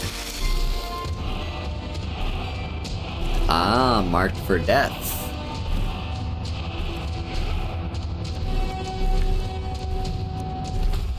So we now know leech.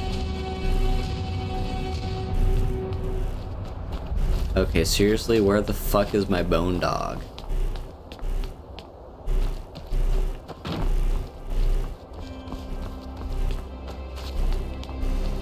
Bone dog. Where you at, buddy? I need you to carry these bones.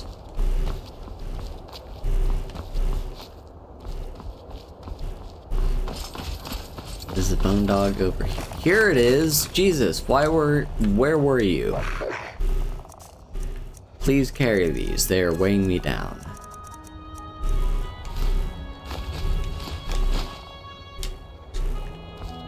Alright, well, with this place explored, now let's head to this place over here. So let's start with Skyhaven Temple.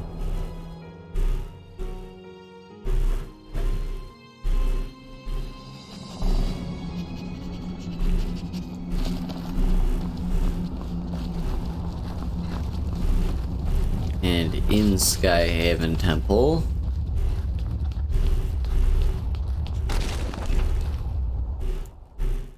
we can find ourselves... God, I forgot how dark this place is. Let's light it up with candlelight.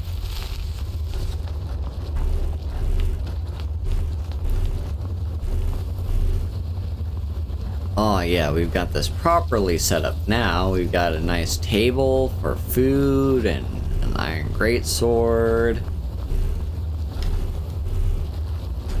It's 5 a.m. Oh, perfect. Perfect time of day. Let's see the chest. Yep, we've got our blades, weapons, and a bunch of blade swords all lined up over here. Very cool.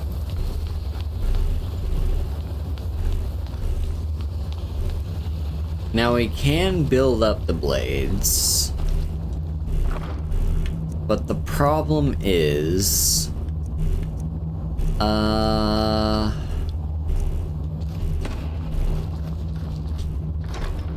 yeah, the problem with building up the blades is they require me to kill Parthenax, and that right there is a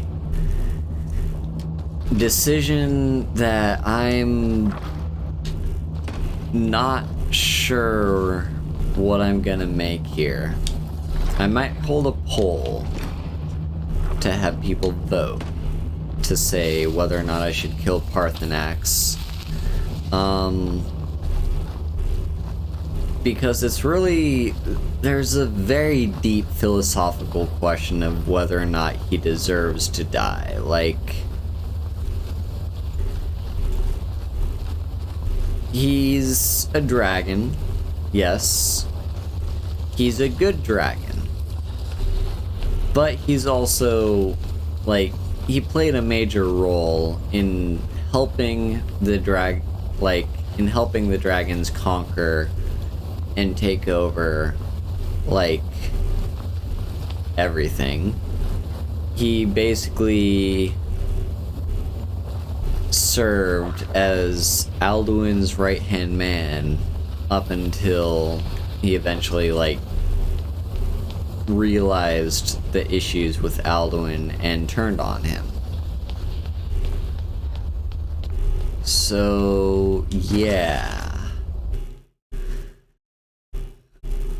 Like, he's kind of atoned for his crimes, or not, crimes isn't exactly the right word, because crime implies that there's law, but, yeah. In the dream I was standing someplace high up, a tower or a mountain. It was always just before dawn. The whole world was in darkness. Then came the flash of light, just on the horizon, within the clouds that marked the border between worlds. It could have been lightning, but there was no thunder. In the dream, the sense of foreboding grew, but I could never wake up. Then it came again, this time more distinct, closer. Definitely not lightning. Now it was orange, brilliant orange. The color of hearth and dawn. And a sound, too, distinct and indistinct. Not thunder, something else. Something I should recognize, but in the dream I cannot place it. I want to leave my high place to seek shelter from what I don't yet know. In the manner of dreams, I cannot escape. I'm forced to wait and watch. Then, finally, realization and horror arrive together. The orange is flame, heat. The sound, the roar, challenge in their ancient tongue. But now it's too late for escape. The dragon is upon fire, darkness descending like a thunderbolt. And not just any dragon, but the dragon, Aldrin, the world eater, the dragon who devours both the living and the dead. And then I would wake up and hope that it was just a dream, but know that it was not.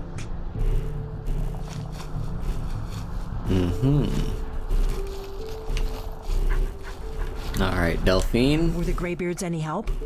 Did they know anything about the shout used against Alduin? No, but I know how to find out. I need an Elder Scroll. An Elder Scroll? That's not going to be easy to come by. Esbern's your man for that kind of thing. He may be able to at least point you in the right direction. What do you have against the Greybeards? If they had their way, you do nothing but sit up on their mountain with them and talk to the sky or whatever it is they do. The Greybeards are so afraid of power that they won't use it. Think about it. Have they tried to stop the Civil War or done anything about Alduin? No. And they're afraid of you, of your power. Trust me, there is no need to be afraid. Think of Tiber Septim. Do you think he'd have founded the Empire if he'd listened to the Greybeards? So is this all the Blades? 2 people? The Thalmor hunted us down, remember? It wasn't exactly great for recruitment. But we have a headquarters of a sort now. We will rebuild the Blades someday.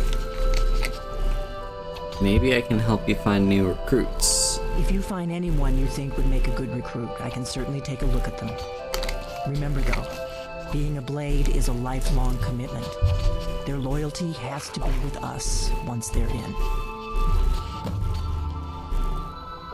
Alright. So now we're able to recruit people for the Blades. Now, Esbern. Did you say something? Any idea where to find the Elder Scroll? Do you know the College of Winterhold? They have a deep interest in such arcana. What's so important about me being Dragonborn? Haven't you been paying attention to anything I've said? Only you can finally defeat Aldrin and avert the end of the world. If we can just find out what this dragon-rend shout is, you may have a chance. Or not. There's no guarantee with prophecy. Merely hope. Any advice for fighting dragons? You're in luck. There is a blessing the Blades used on the eve of battle. It's supposed to prepare the mind for slaying dragons. I doubt the blessing's effects last for very long. So ask whenever you're heading out, and I'll perform the proper rites. I need that dragon slaying blessing. May the scales of the dragon kind splinter at the touch of your arrows and crack under the weight of your sword. That's all there is to it, Dragonborn. Good luck. Alright, and that gives us Dragon Slayer's Blessing. What does that do exactly? 10% critical hit chance versus dragons for 5 days. Nice. So, yeah, Sabrina, you make a good point. Just to play devil's advocate here, I do agree with you, but just to play devil's advocate, the perspective the Blades take is that Parthenax is kind of like a ticking time bomb. Like, sure, he's like done problems in the past. He is atoning for what he's done by helping people fight against the dragons. But here's the thing. Parthenax is, in every essence of his being, a dragon. Like, that's exactly what he is, and he will never not be a dragon. And dragons are creatures that are essentially godlike immortals that will seek power. Like, power is a thing that kind of all beings are very susceptible to, especially the ones that can live an eternal life. So the argument is that there may be a day in which Parthenax decides to,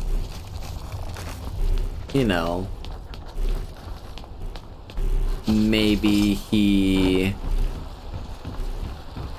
for whatever reason, ends up, like, chasing after that power again. So that's the idea with the Greybeards, is like, or not the Greybeards, with the Blades. The Blades argument regarding Parthenax is, sure, he might be on our side right now, but, oh yeah, no, Minra's purely power hungry. Like, have you not seen her? Like, she is very much chasing after power. But yeah, so like the general argument that the Blades give when you point out to them that, well, you know, I mean, Parthenax betrayed the dragon cult and actually helped the humans defeat the dragons. I'm on my way to Solitude to join the Legion. Their argument, their counter argument for that is that, so what that means is he's unreliable. Like, he's turned on the dragons. What's to stop him from turning on us? Like, he doesn't have a very clear desire. Like, it's hard to read someone who's willing to turn on his own kind at, like, a moment's notice. So what's to stop him from turning on us? So that's kind of the Blades argument against Parthenax.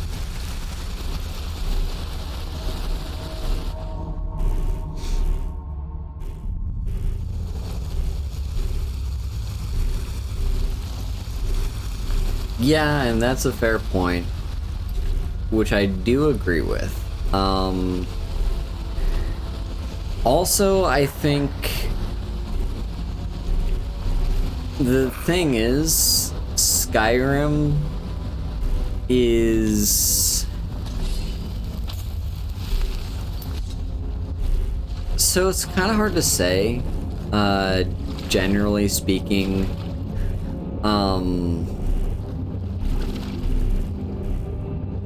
There's a tripod spiderfish.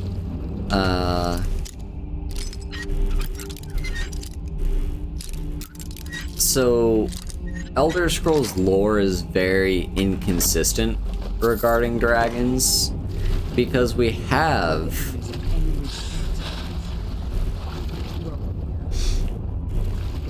So the argument is essentially that,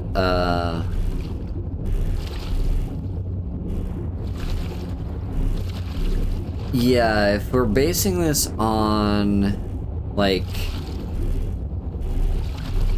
the actual lore from what you can see in the games are actually kind of inconsistent with the dragons. So Skyrim will claim that the dragons, like, existed at the beginning of time, and then they were then people rebelled against them, and then yeah,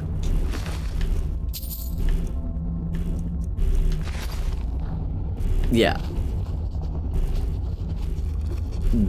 And then that brings us to where we are today. Where Alduin eventually returns, and he resurrects all the dragons, because he's the one with the power to do so.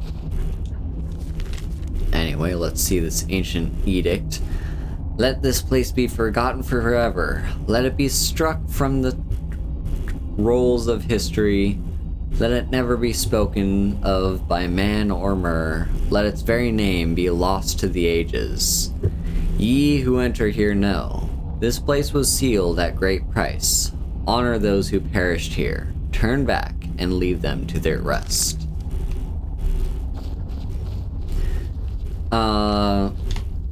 But yeah, so like the argument is like, well, like the way it's told in Skyrim.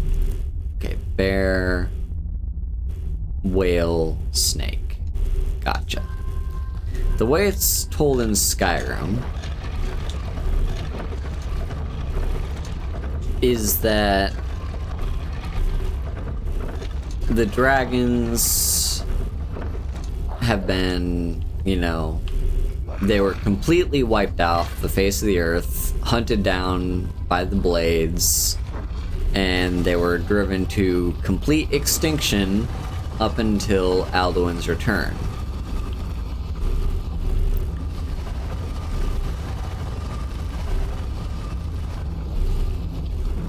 Now that's only partly true.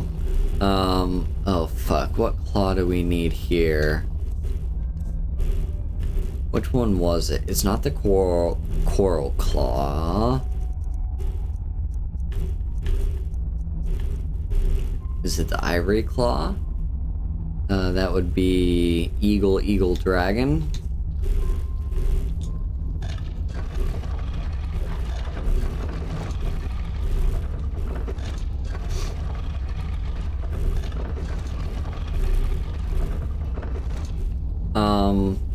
Yeah, and then Alduin comes back and he brings everyone back from the dead. That's not the case in every Elder Scrolls game. For instance, in ESO, we see the dragons come back during one of the expansions. I can't really speak exactly on the lore of that because I didn't play said expansion. But I do know that the dragons come back, and I think it's the Elsewhere expansion. It's strange to think that these chambers were once home to the ancient Lord. But then also, there's another thing to keep in mind. There's a land far off to the east of here called Akavir, and it is said that dragons exist there. Like, they were hunted down on Tamriel. They weren't hunted down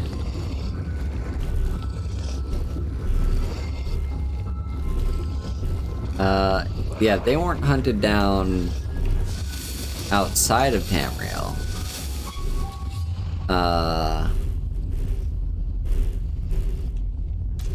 So yeah,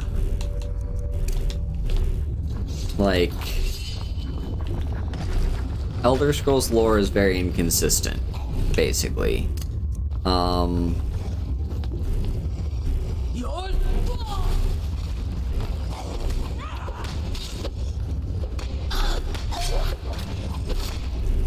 the thing to keep in mind as well is basically that,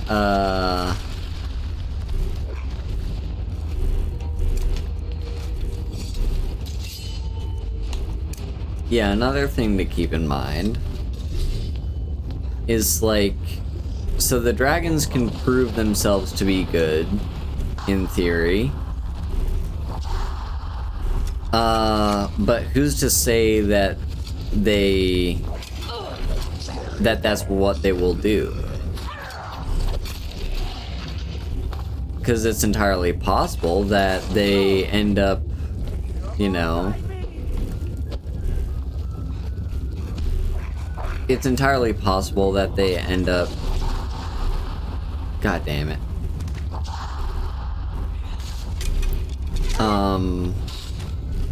Like, you're giving them, basically...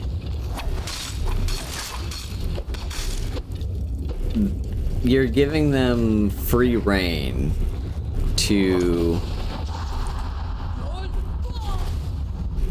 Like...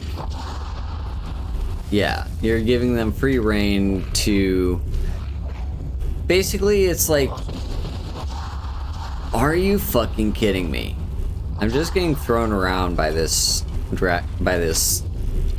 unrelenting force, and I don't get a chance to do anything. It's so fucking annoying. There he is.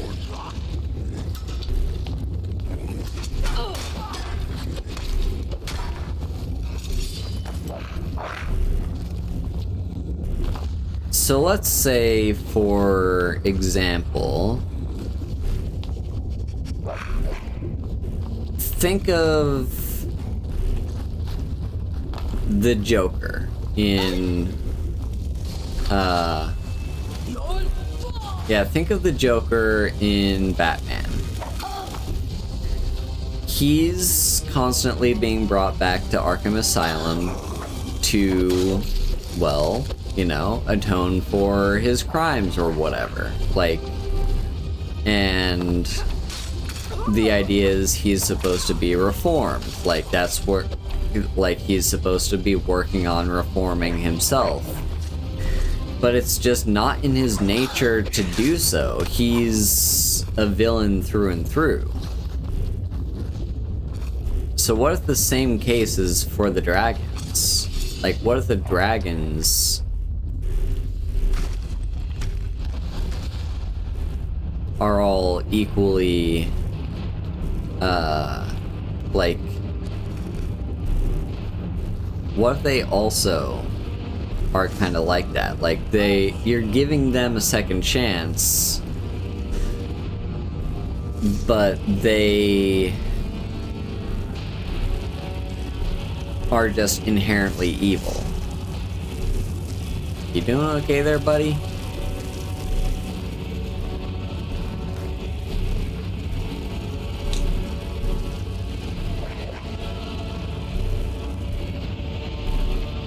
The quest might be bugging out a little bit. Also, I have no idea what's going on with the visual effects here. Like, it's just incredibly blurry. It's like I'm not wearing my glasses. Buddy, you doing okay there?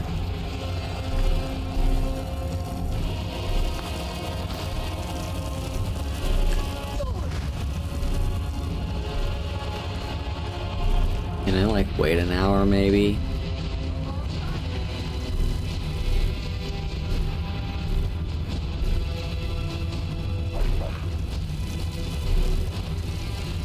No, he is just stuck.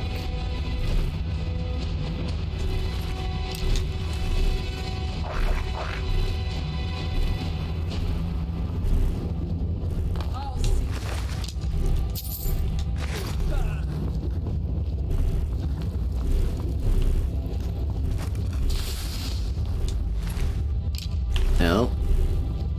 I'm getting getting shocked with electricity.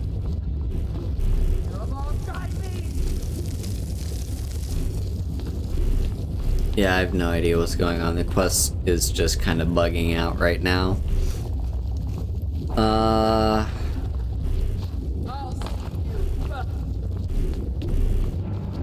And we cannot leave either.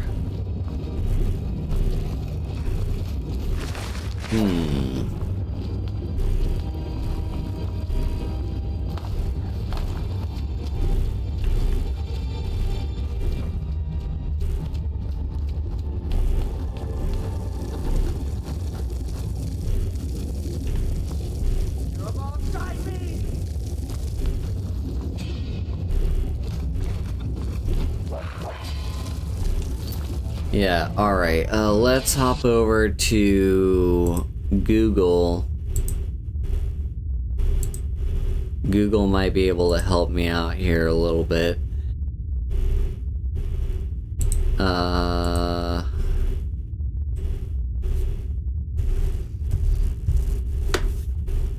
Let's see. Skyrim.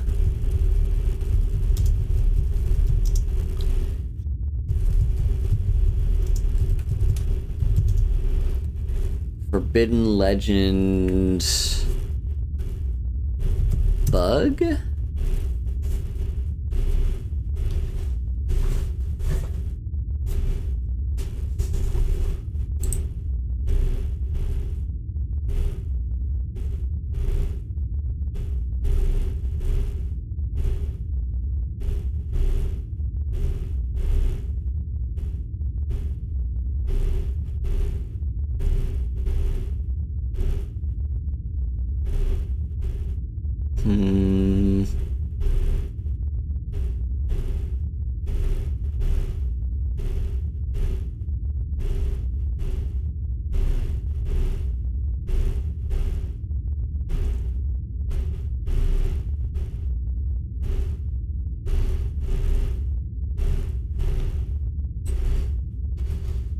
Let's see what people are saying.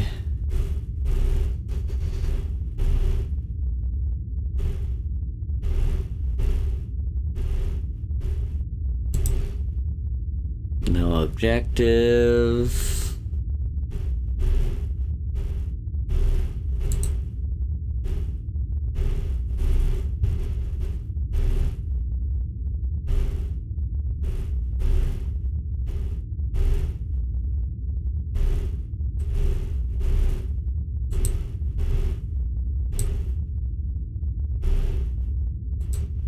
Oh shit, today's my cake day for Reddit. Cool.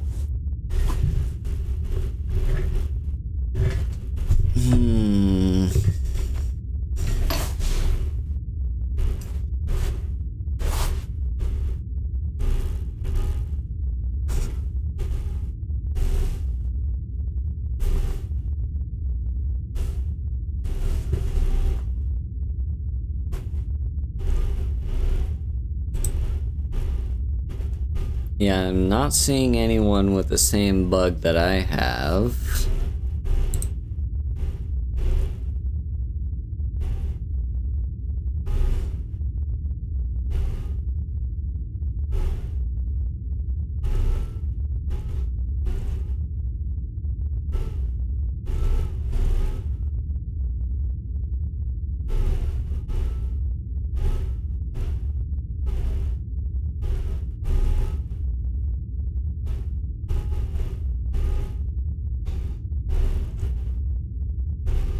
Okay, bugs. Conjuring an Ash Guardian, that doesn't do anything.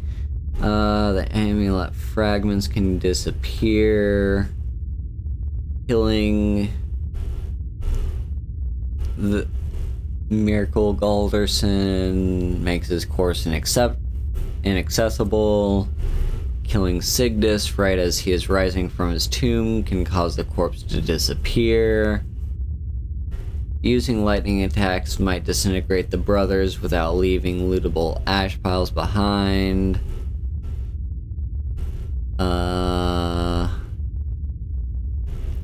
While Danius Valen's journal is a quest-related item, reading it before Lost Legends will cause the quest stages to stumble upon each other. If any dragon claw doors or rotating pillars do not work in Reachwater Rock, it is possible to be thrown through the walls of the chamber by the second boss's shouts.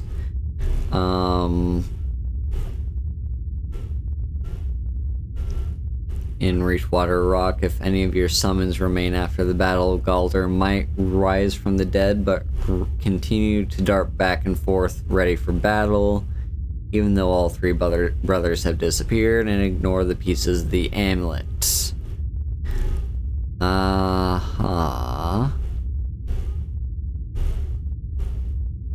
If after collecting all three pieces your journal doesn't update with the final phrase of the quest, you can proceed. Complete the quest. Okay, theoretically this might work.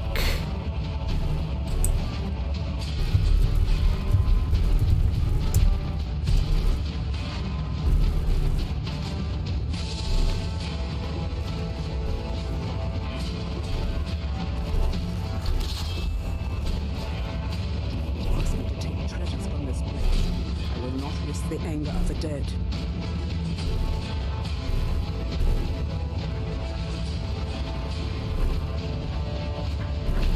Yeah, so the problem is definitely my bone wolf,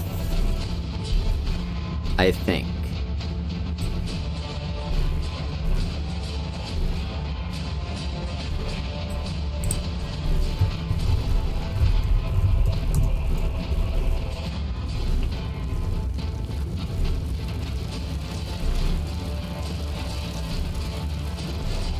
Can I use Unrelenting Force on you?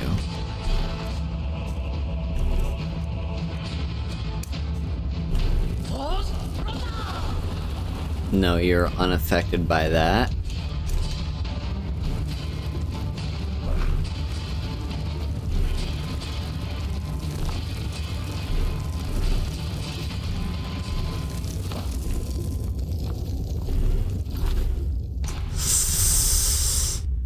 Alright, back to Google.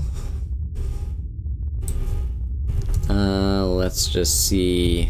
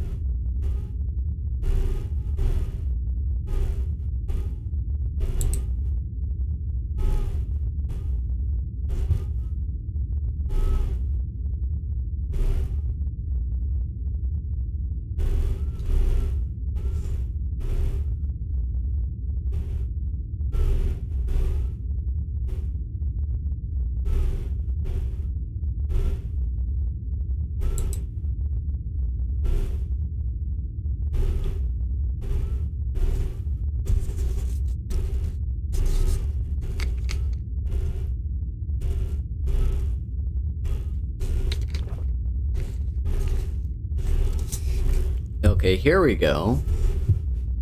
Having a bit of trouble completing Forbidden Legend. I'm at the forging of the amulet part. After having fought the ghost of the three brothers, Galder's ghost shows up. However, it doesn't do anything, just stands there. That's exactly what's happening here. If I understand correctly, Galder is supposed to forge the amulet for me, but he doesn't.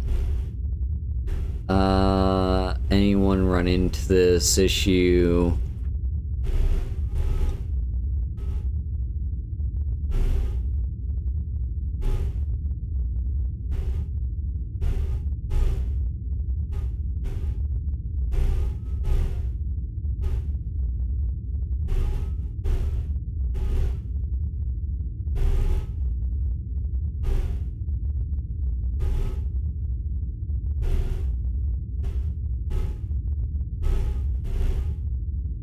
Ah, we can also use a different console command.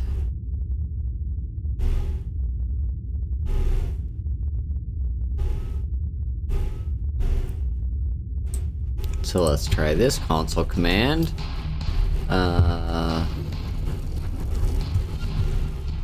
Click on you.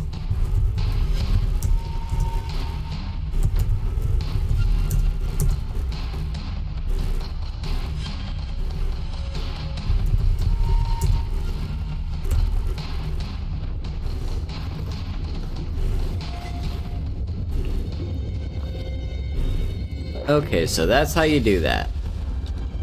You just have to use the console command disable and enable. And now we have the Galder Amulet.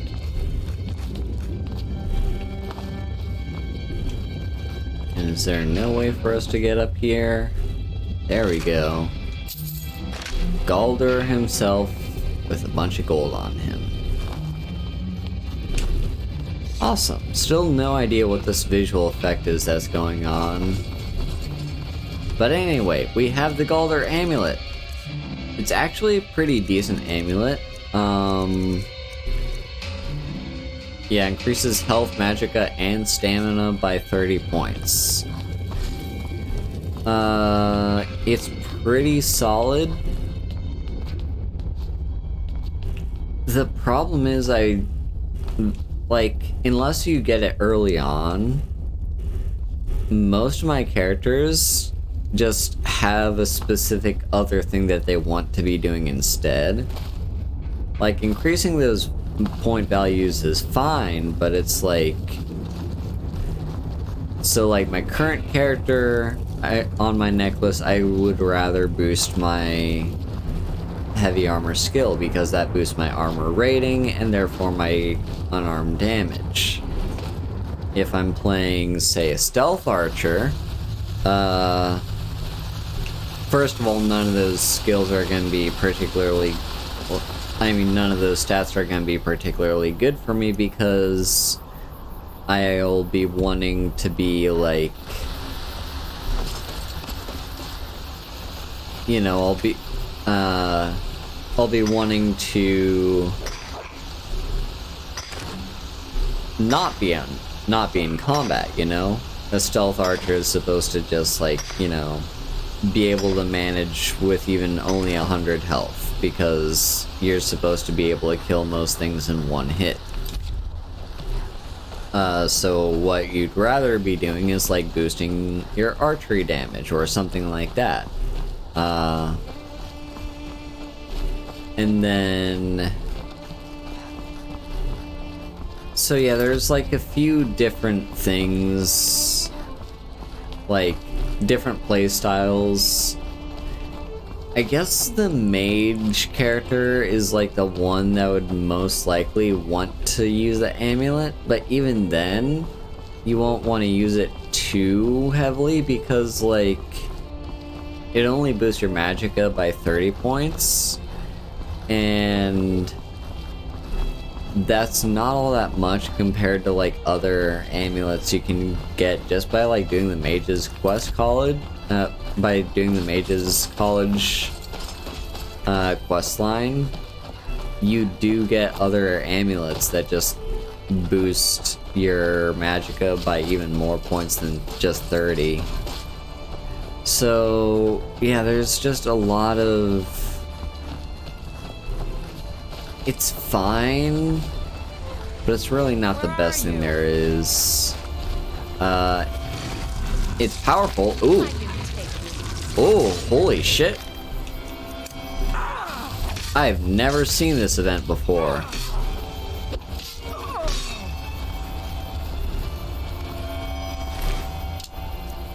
There's just a hunter that transforms into a werewolf. Huh. Yeah, I've never seen that event.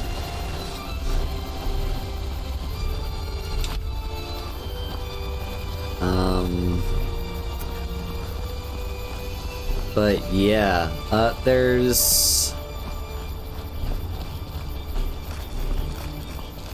Yeah, I don't know. It's just I'm slightly disappointed with the Galter amulet, mostly because they like make a big deal out of it, and then the quest reward that you get for doing it is like kind of mid. And the reason it's mid is because the bonuses you get is equal to 9 levels of leveling up. You know, you get 3 points into stamina, 3 points into health, 3 points into magicka. That's actually pretty good. You know, that's a really good thing you can do. Also, welcome to Dushnik Y'all, one of the orc settlements. I just kind of want to introduce myself here, see what there is to see.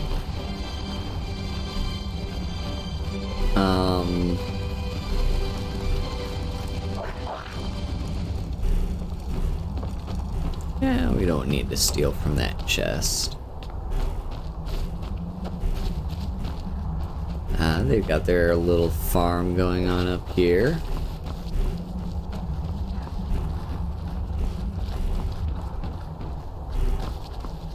I am stuck.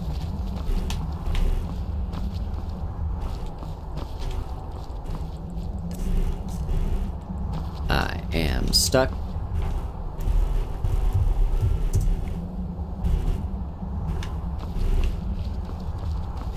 Oh, come on. I use TCL. No, wait, hang on.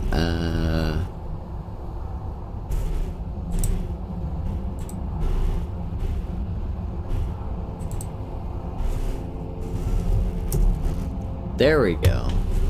Yeah, turn collisions off for me. Alright, we're back.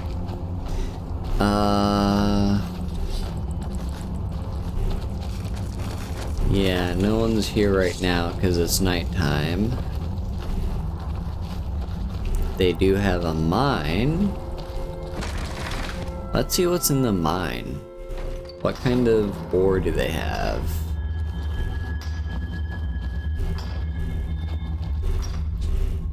The mines are hard, but Malakath rewards those who rise to the challenge.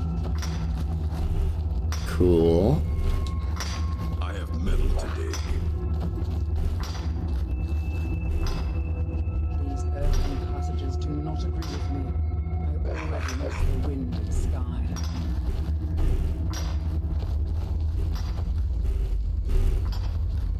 It's kind of dark. Let's get some candlelight.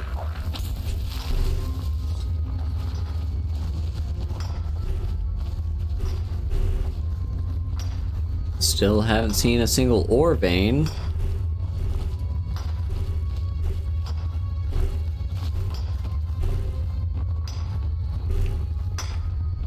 Ah, it's orichalcum.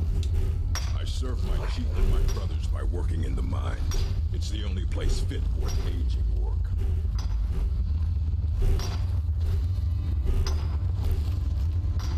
Very nice. Not super useful to me, but it's here if you ever need it.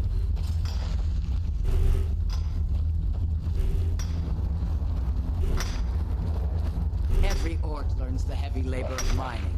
I'll spend years in the caves.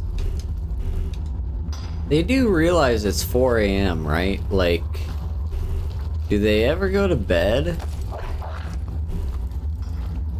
Mines are hard. Malakath rewards those who rise to the challenge.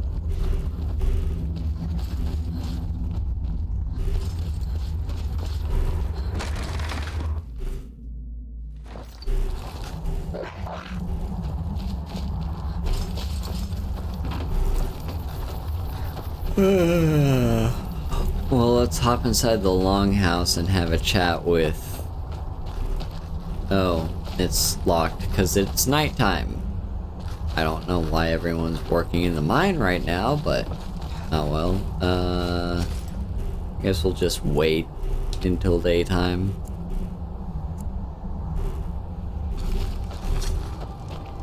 Here we go. I used to wander the corners of Skyrim like you. I miss those days. You miss traveling? I do. There's a freedom the roads give you that the stronghold does not. But I have a place here, and I wouldn't want to dishonor my clan by leaving again like some young pup. Why don't you travel with me? I couldn't. It would dishonor the place the chief has made for me. You could just help. You just told me you missed adventuring. You're right, look at me. Talking in circles like some old wise woman. Very well, Outlander. You have my axe when you need it.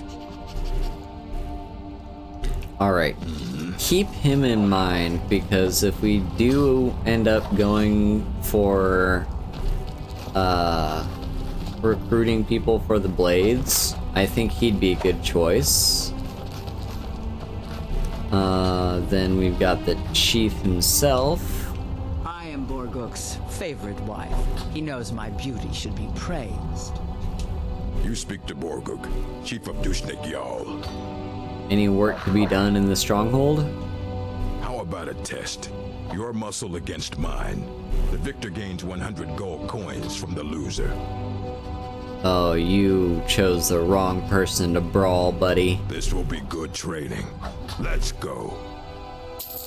Come on, let's... Mine.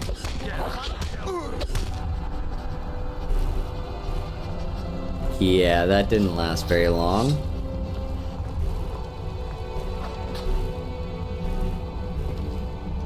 You bested me, an orc chief. Impressive. That you have. Here. May your next fight bring you victory, friend. So, you're the chief? Yes. I earned the right by slaying my father in single combat. One day, I will have a son who will challenge me when I become too old to lead, and the stronghold will have a new chief. Until then, I alone have the right to have wives and children. It ensures our strength. How do orcs govern themselves? The Code of Malakath. It is both tradition and law in the strongholds. Break the code, and you must pay blood price. The code is not written anywhere. It is known and carried on by the orcs, and all who live in the strongholds follow it. For an outlander, following it is simple. Do not steal or attack anyone in the stronghold, or be ready to pay in gold or blood. Until next time. Yeah, I find orc culture kind of fascinating, to be honest. Orc poisons are to be feared if you wish to trade. What do you have? More importantly, what can I sell you, if anything?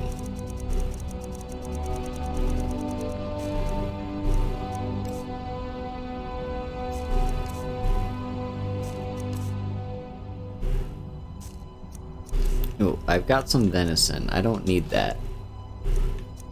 And might as well take the tomato too. We have lived in Skyrim since before the Nords came. Our way is simple. All work to make the tribe strong. Only the bravest are allowed to lead and to marry. A great chief is able to attract many wives and raise bold children. Wise women like myself are mothers of chieftains. We guide the tribe and advise our kin on what is most pleasing to Malakath. Who's Malakath? He is our creator and master, the Daedric lord of the sworn oath and the bloody curse. Malakath teaches us to honor all words with action, to demand blood from your enemies and strength from your allies. He watches over all orcs as his children, a truth those who leave the stronghold are quick to forget. Interesting.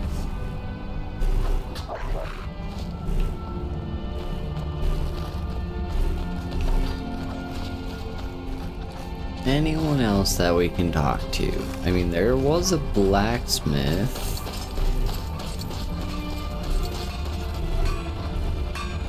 Here you are. I work the forge with my brother Garland.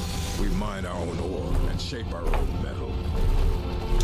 Are you looking to work? The mines are nearby. You bring me ore, I'll give you coin. Do you trade your weapons with any of the cities? Occasionally. But an orc blade is a very personal thing. Anger, regret, pride. All these things are put into our steel. When my daughter last chose to leave the stronghold, I forged a sword to channel all my shame and grief. Honor me with a task, Outlander. Bring the sword to my daughter if you see her. It'll be all she needs to know. I'll make sure she gets it. Thank you.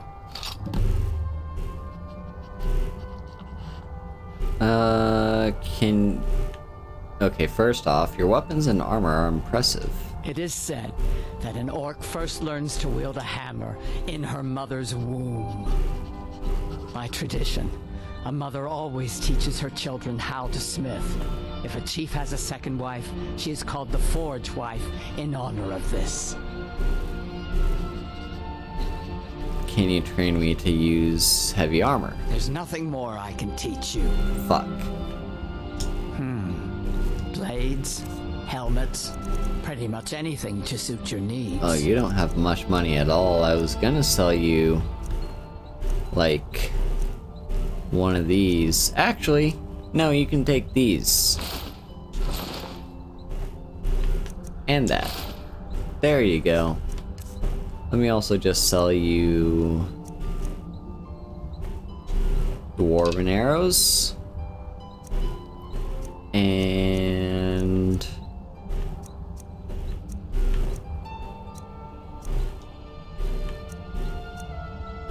let's see. Oh, you'll love orcish arrows. Steel arrows. And some glass arrows. There we go. Until next time. Alright, well here's this stronghold done. Let me also see, where is her... Of course, it's Karthwasten, okay.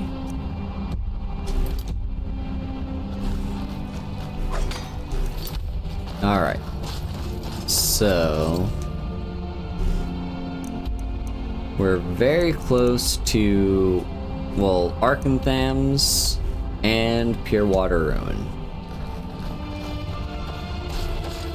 So, first place we want is Pure Water Ruin, because that'll give me one of the pieces of Mehrunes' razor.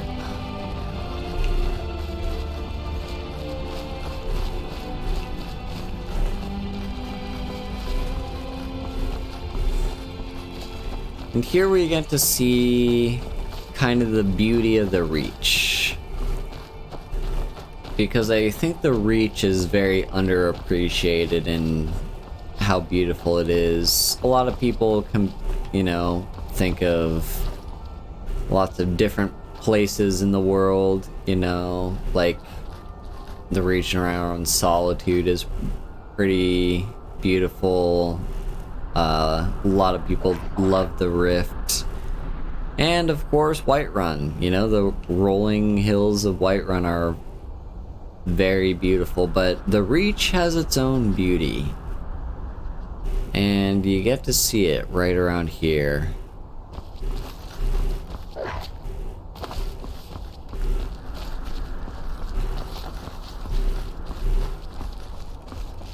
And here we have someone who died. Not sure who.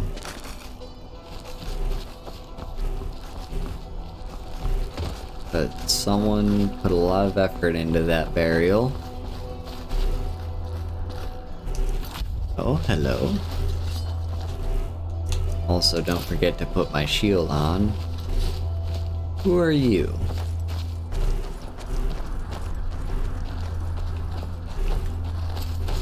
Who are you?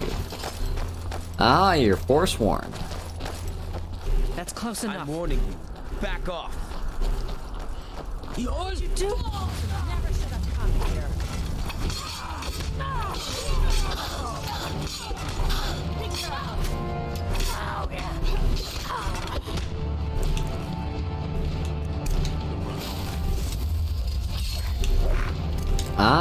see, they were fighting this orc hunter.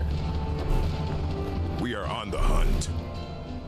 Meat from fresh kills. Cool. Until next time.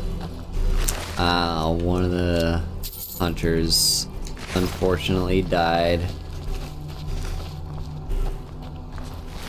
But then we've got the Forsworn, who usually don't have anything good on them.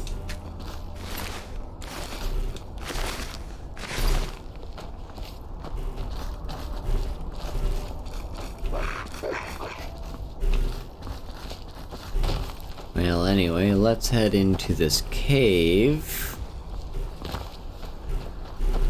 Where's the cave entrance? There it is. It's right down here. Pure Water Ruin. I'm actually a little bit curious here.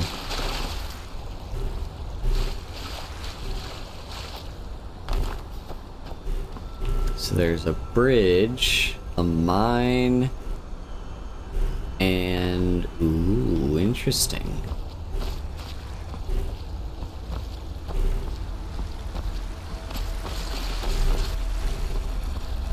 Well, first and foremost, let's just head into this ruin. Or not this ruin, this cave. Pure Water Run.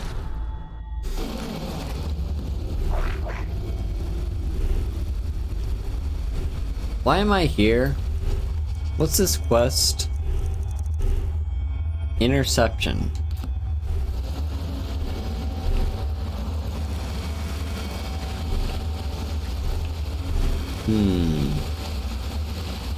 Out with it. You must be Fidget. Correct.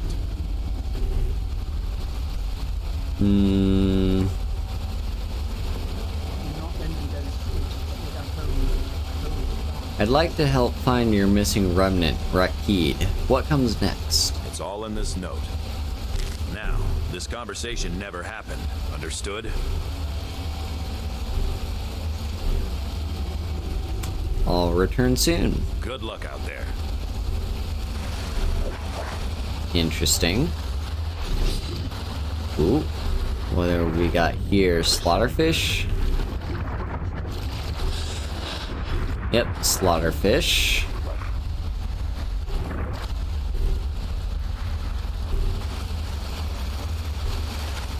Alright, let me just head over here real quick. These are just basic root, nothing to worry about. I guess let's read the instructions.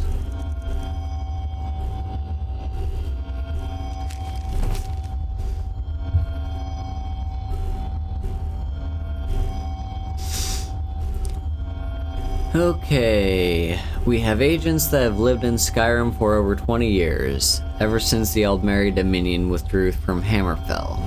If the Thalmor ever plot to betray the terms of the Second Treaty, we will know, and we will be ready. Gather intelligence from 2 remnants regarding the whereabouts of Rakid.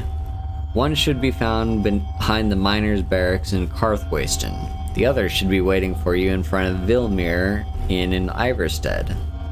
They will respond to the phrase, "The ravens take flight once more." Report back to me when the job is done. You've no time to waste. Get him. Kill him. Fight. But anyway, as we're here, we might as well just, like, see what there is to see. Aha, we got a chest.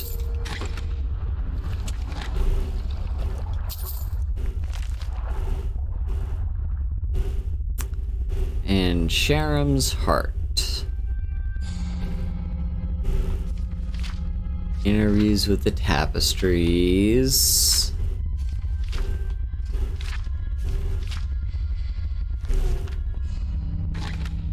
Not sure if that's a skill book or anything. Alright. I'll see you burn. Well, come on. Out of my way. Let me leave. There we go. I guess that was it.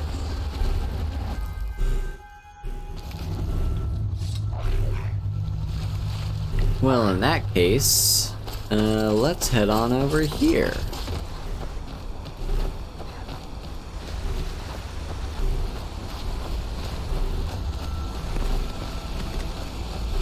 We got some goats running over a bridge. And if I see that, that makes me think... Is this... Yes, it is! This right here is an Easter egg in the game. So you see the 3 goats that run across the bridge, and there's a troll, a dead troll, underneath the bridge. This is a reference to the 3 billy goat Scruff, the little, like, children's tale or whatever. Alright, well, we're getting closer to Deep Crone Rock. Let's also just turn that quest off, because we'll just kind of come across it as we do.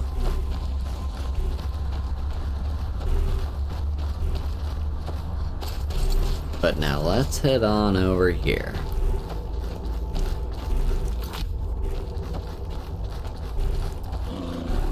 Because we've got ourselves an amulet fragment to collect.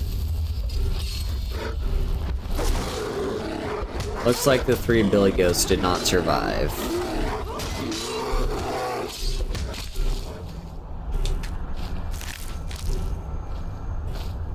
Alright.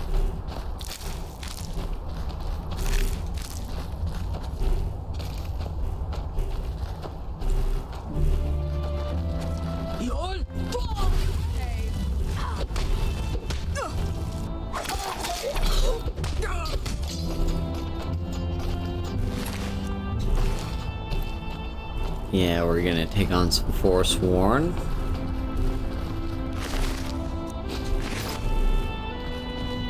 Seems my fire breath is so powerful that a basic Forsworn will just die to it instantly.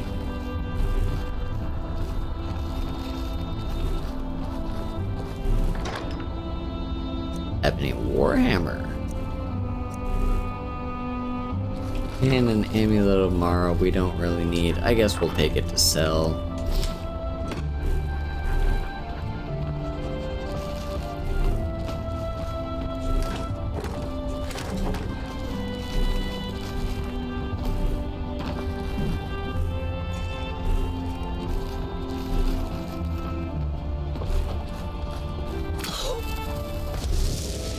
Alright, Forsworn.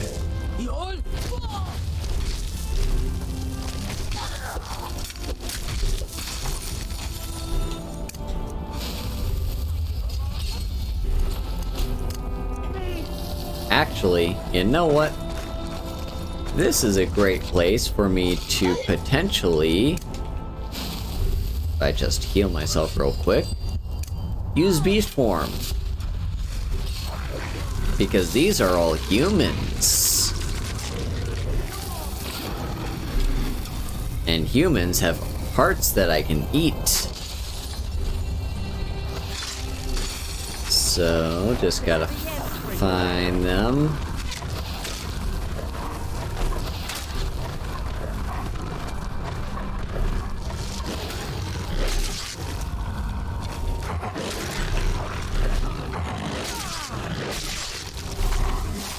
There we go, give me your heart. First you, get all of the reach.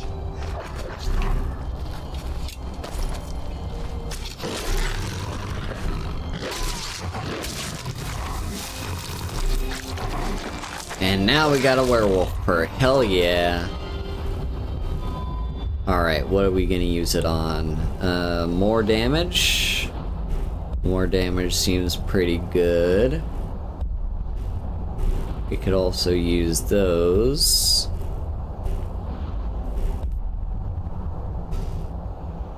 Werewolf Totem of the Hunt Howl has extended range and shows whether the targets are not in combat searching or actively in combat. Now let's just get Bestial Strength. Do even more damage as a werewolf.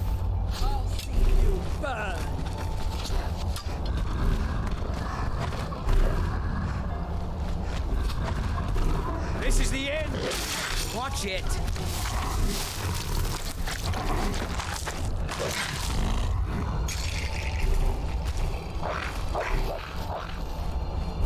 And then there's another person somewhere around here.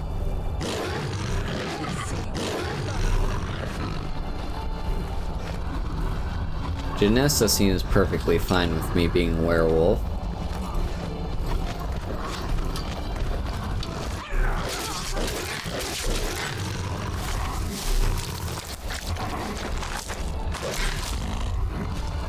Hell yeah.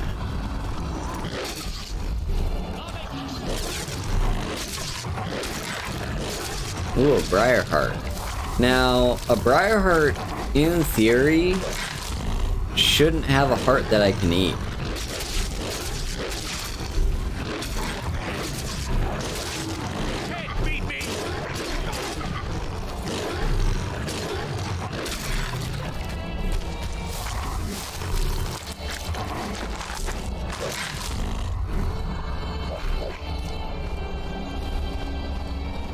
Alright.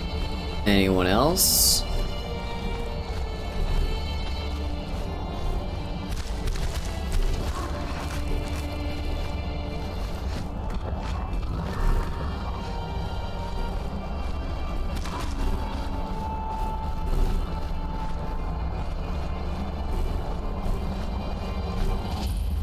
And Dead Crone Rock.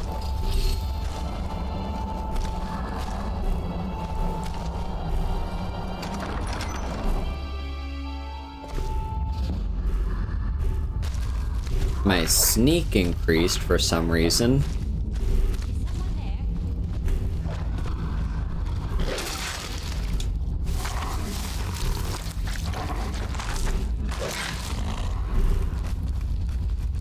I knew it. The Forsworn will return. What was that about the Forsworn?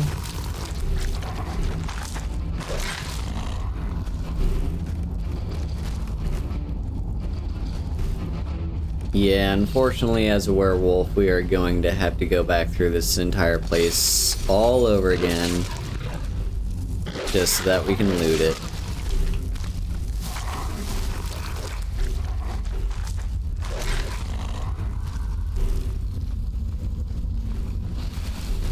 Oh?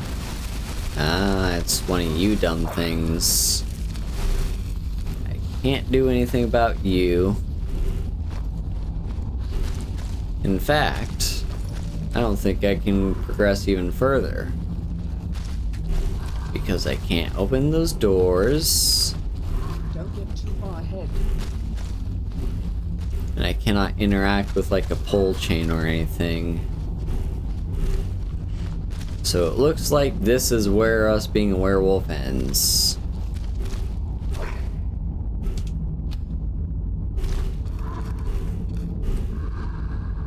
Just gotta wait. And wait.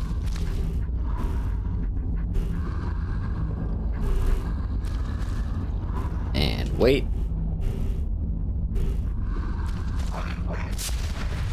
There we go.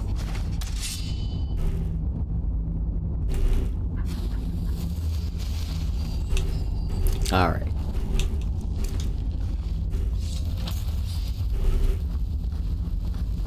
And now we can actually properly loot stuff as well.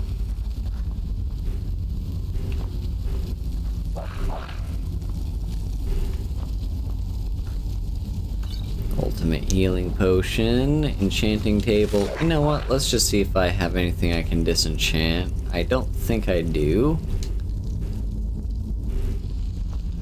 Although what I might have... Do I have anything I can enchant?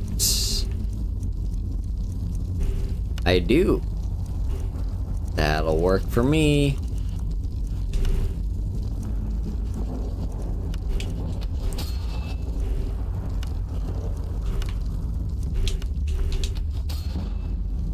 Hell yeah, enchanting increased. I do want to see if I can find someone that can train me this level. It's just a question of what do we want to train. Speech might be the best and maybe only thing we can actually do.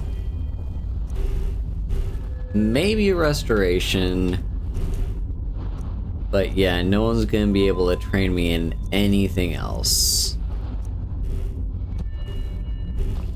It'll be either speech or maybe there's an argument for doing like sneak theoretically, because if we do want to do the Thieves Guild, sneak might be important.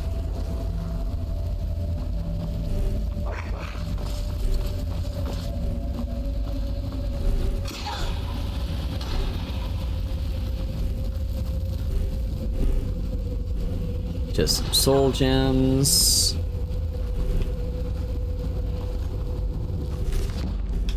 There's alchemy increased.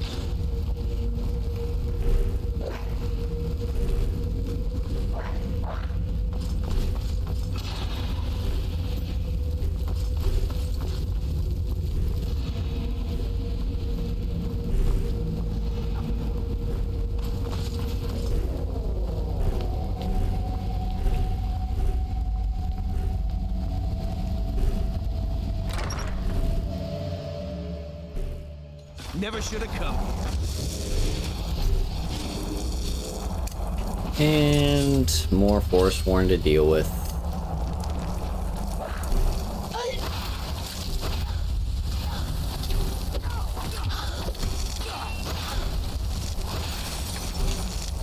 Let's use Fire Breath. Ooh, you've almost got my number, buddy.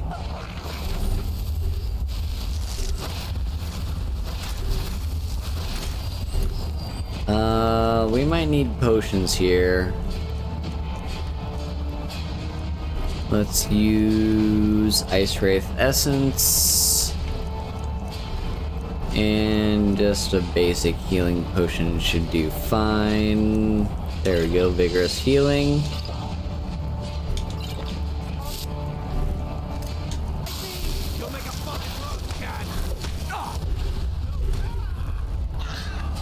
Damn, that Briarheart hurts.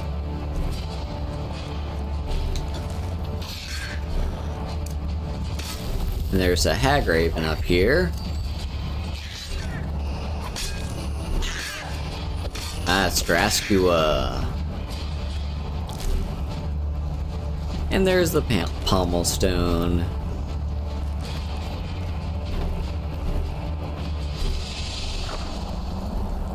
Ebony Dagger of Winter. Nice. Potion of the Night. Scaled Helmet of Illusion. All are going to be good to sell.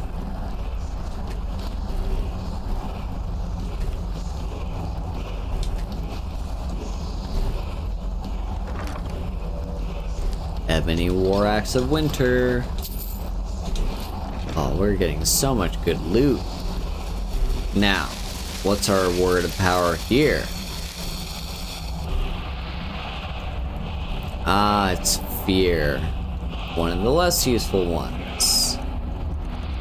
But I might as well use it. Or unlock it, I mean. And one of the Stones of Baron Zaya.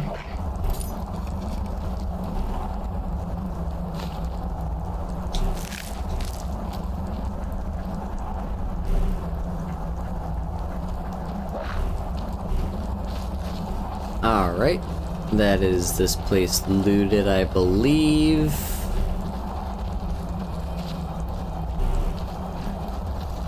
I don't think there's anything else.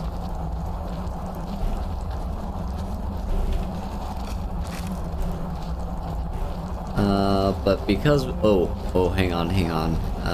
Whirlwinds. sprint.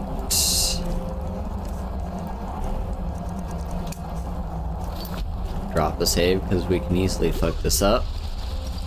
No. Come on. Okay, maybe 2 words. We could also maybe try to parkour our way over there.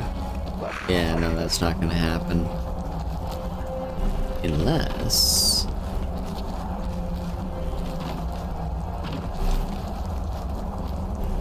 get up on the barrels, onto the bookshelf.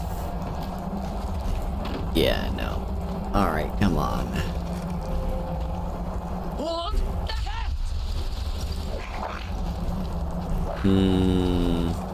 You need to be at the right level, so maybe here. This is probably fine. But we need to wait for our shout to cool down.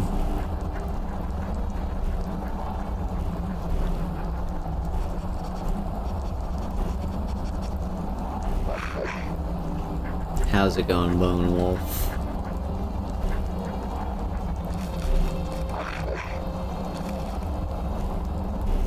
Alright, here we go. Fuck!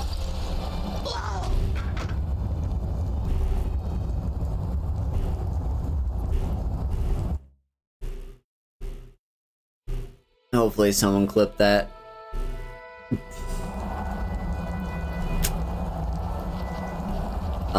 Okay,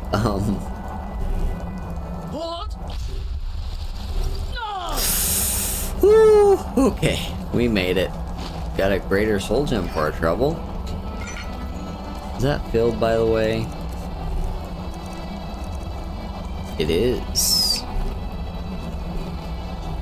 Was it worth it? Meh. But yeah, please tell me someone clipped that, because that was funny as shit.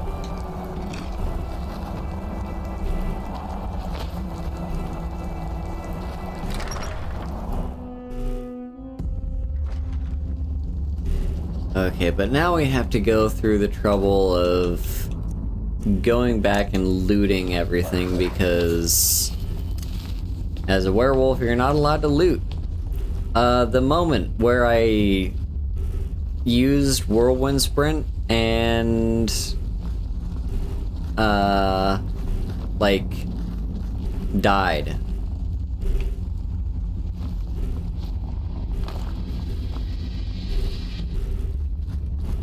That's the moment I'm talking about. Alright, here we go. We can... Okay, we've already looted you. We've done the stuff over there.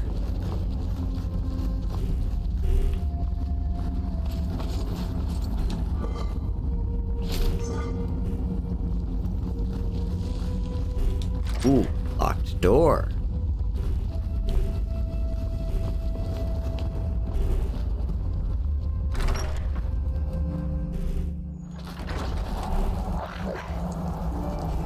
Alright, that would be appreciated, Sabrina.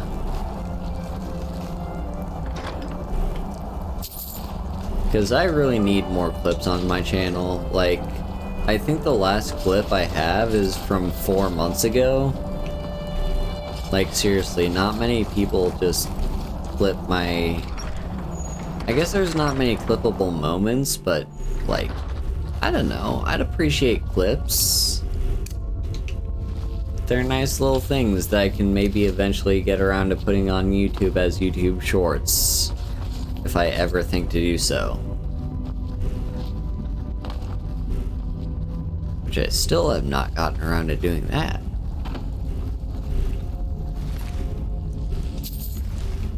You're actually one of the few Forsworn that carries gold. Most of them don't.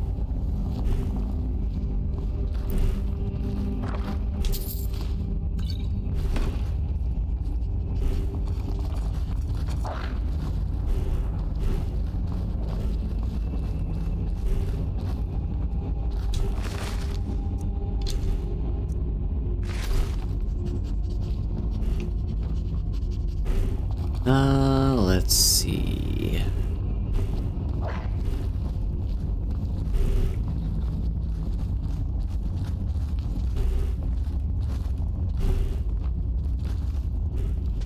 Anything around here? Nope. Alright.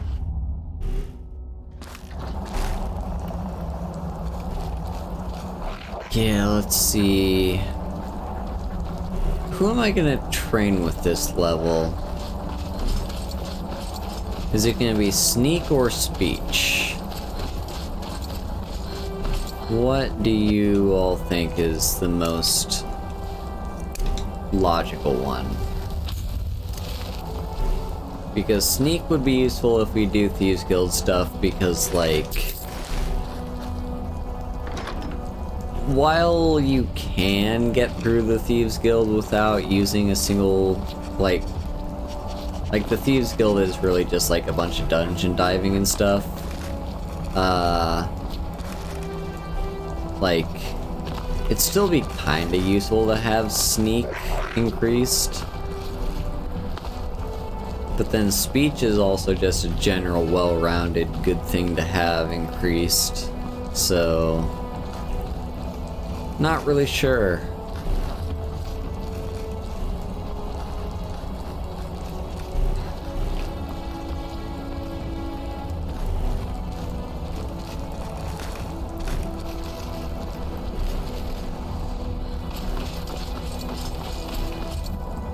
I guess we don't need our fists out. Because no one else is. Is there like a quest to get Briar Hearts? I swear there is. There's at least 2, perhaps, I can think of. It's really just a question of, yeah, like,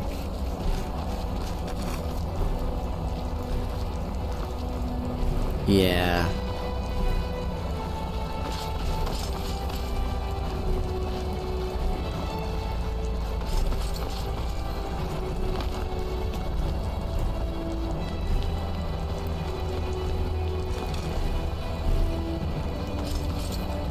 Alright, more looting to be done.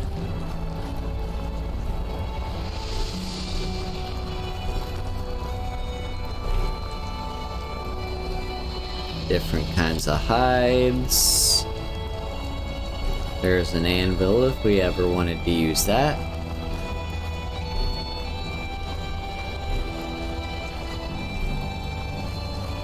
It's said that the Forsworn made dark pacts with the Hogravens, and that is why they can use magic.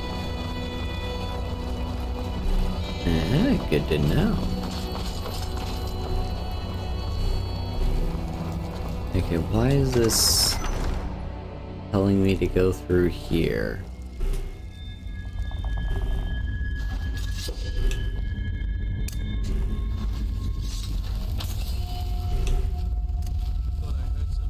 Oh.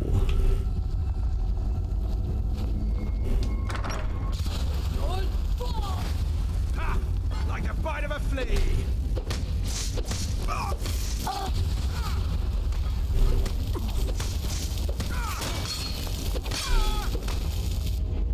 Yeah, Briar Hearts are still pretty tough.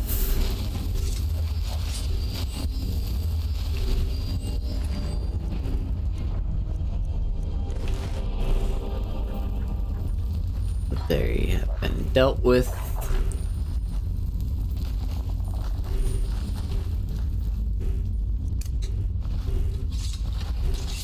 I'll take wheat. That's always useful.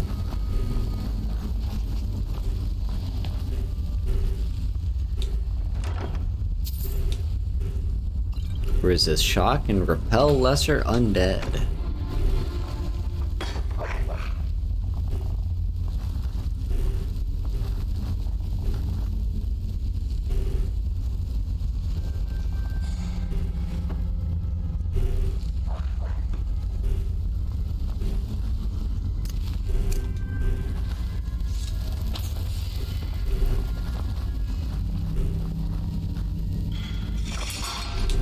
Oops, I did not see that trap.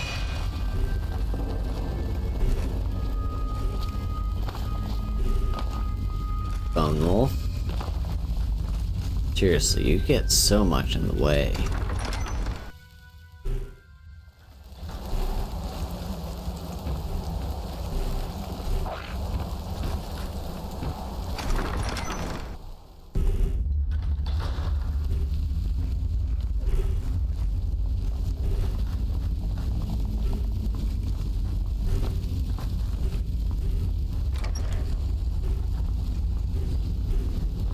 more people.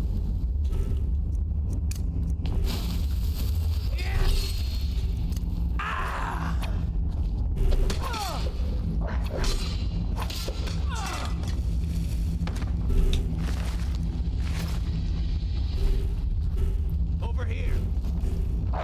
You'll make a fine rug, cat.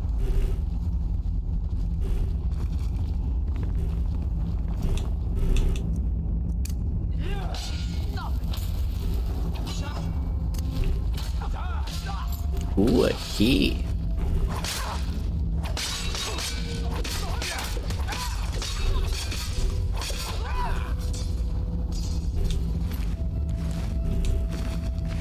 Ooh, hang on. You had gold. Alright.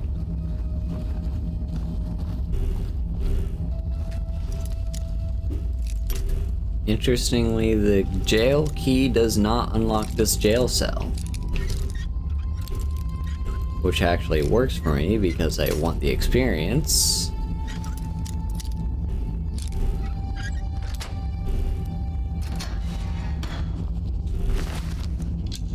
And they just had a bandit.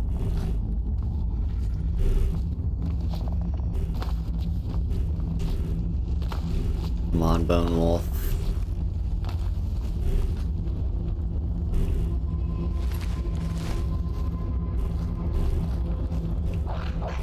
I'm kinda lost. I'm not sure where I have and haven't been.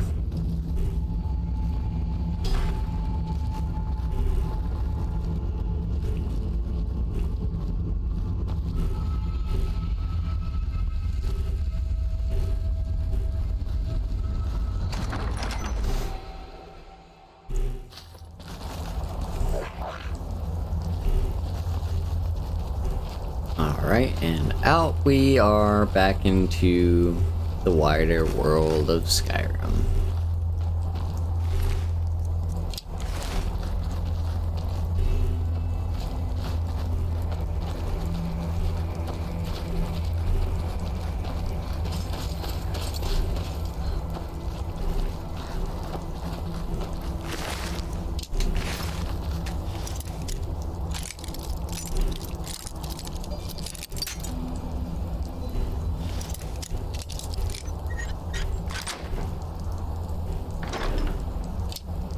Ooh, lots of nice arrows.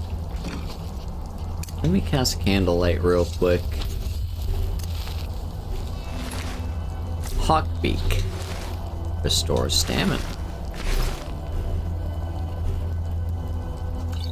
Ultimate healing.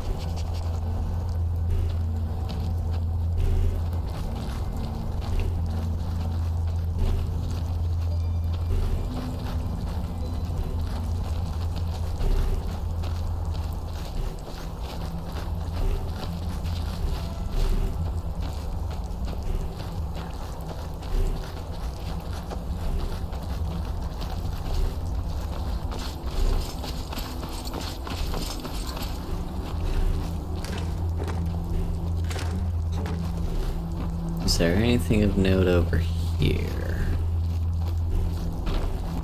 Ah, I've already been here. I recognize that. Okay, yeah, I'm going in circles. I have no clue.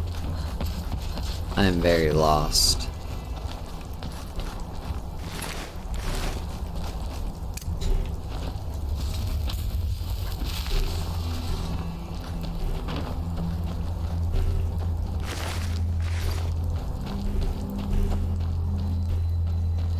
I think that's everything.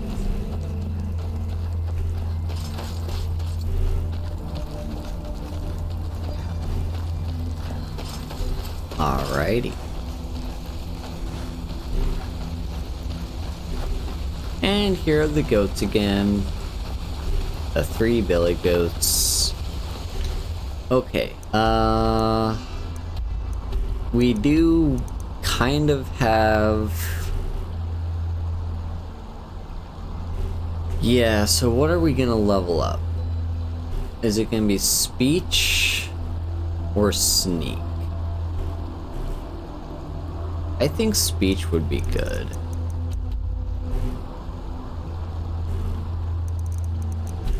Yeah, let's go do speech. So that's gonna be in solitude. Which means, I believe there's someone in solitude. There's a quest I had for the Thieves Guild to go to solitude for some reason. So let's see what that one was. No, that's in Markarth. There we go. Plant a gem in someone's house. Gotcha. So nice to have pleasant company for a change.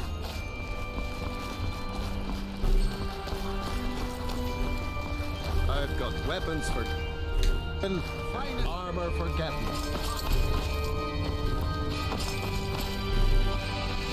Seems looking to protect yourself or deal some damage. How would you like one of my old pieces of gear? You cannot afford the ebony plate, but you can afford the ebony shield and this leather helmet. Return anytime you need arms or armor. My forge never rests.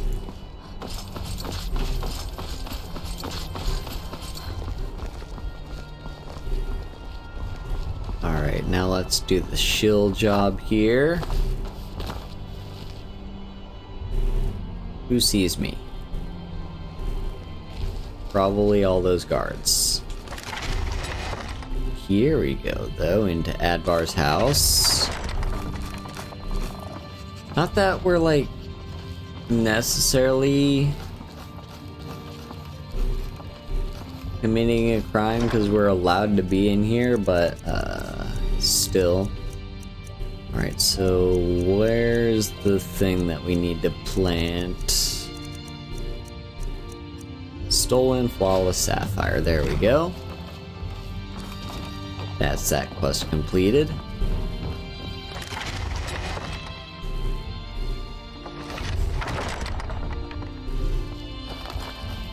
And now let's go to the college and talk to the speech trainer there.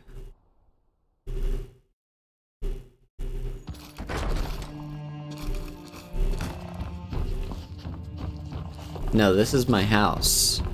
No, this isn't. You and me, we're the only people around. Who's the speech trainer? Where is he? Divine Smile. There you are. Well, you've come to the right place. Alright, just raise my speech as much as possible. I suppose I should return to my papers. And that will give me a level up. Alright, so let's put one more thing into Magicka. Now we've got 2 perks. One of them we are banking for the level 100 enchanting, which means I don't think we have anything else that we are saving perks for, which means we can actually spend this perk. So let's spend it on heavy armor.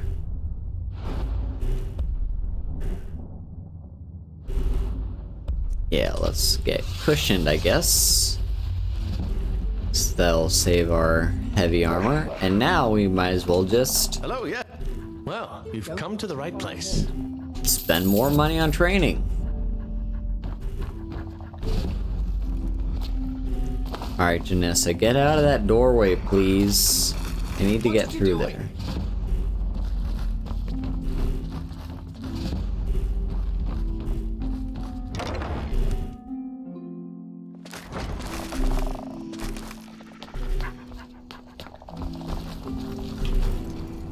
Alrighty, well now that's done, we can return to Vex.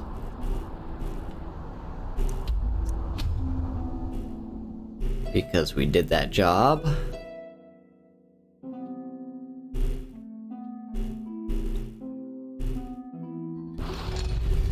Not sure when we're gonna do the Thieves Guild questline proper. Like, we still need to do Golden Glow. And then after that point, we'll kind of just be all in on the Thieves Guild. I think we'll do it after we finish up getting Dragon Rend.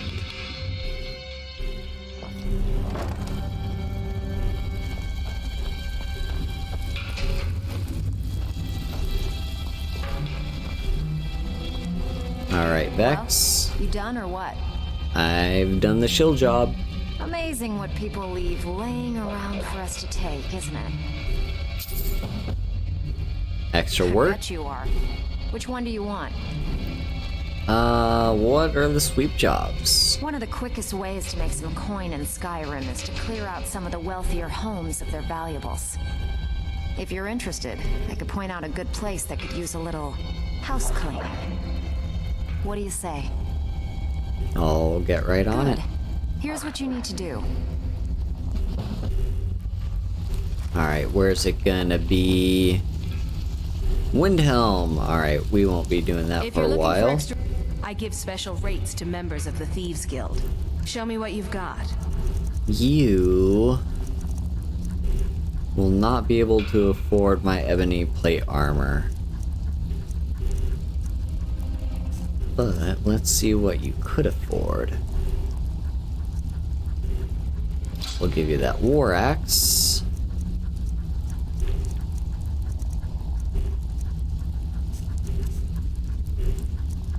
And Amulet of Mara. Yep. And then there were some silver. Oh wait, Ring of Mending. Ah, that's kind of expensive though. Can't afford that. You can afford silver garnet ring and the silver necklace. There we go.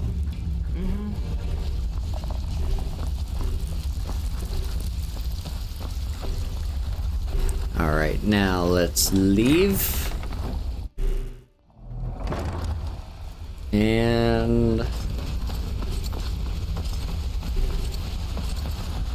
yeah.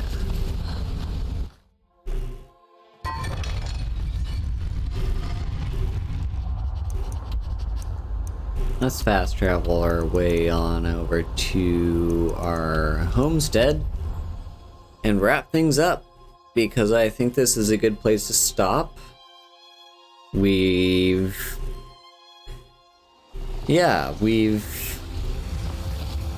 finished up a lot.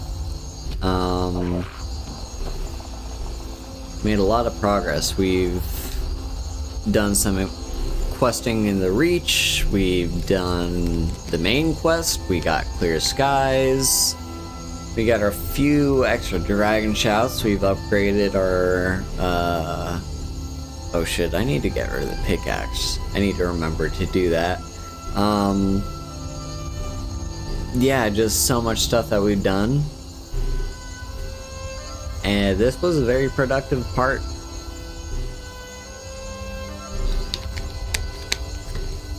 We also reforged the Galder amulet. So yeah. I think with all that said, next time will be, I'll do a stream on like Wednesday as per usual.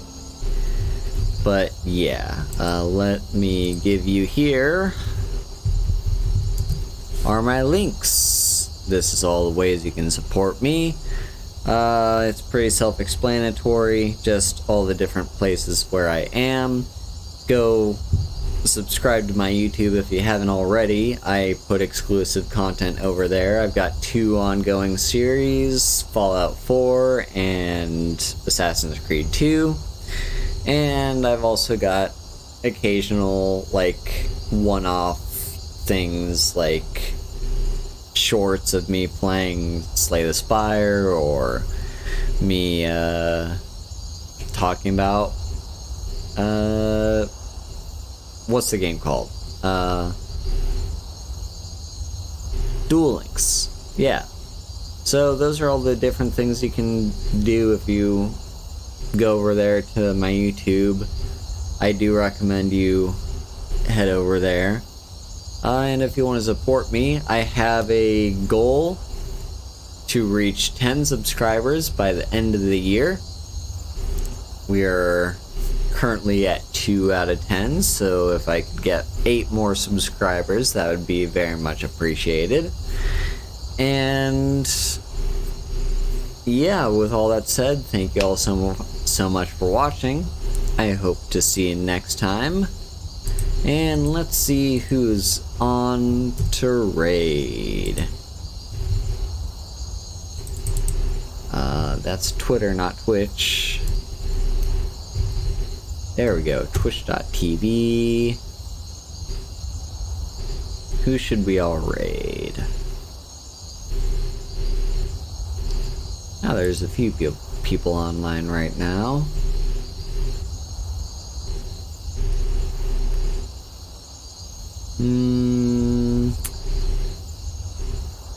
Let's send our love to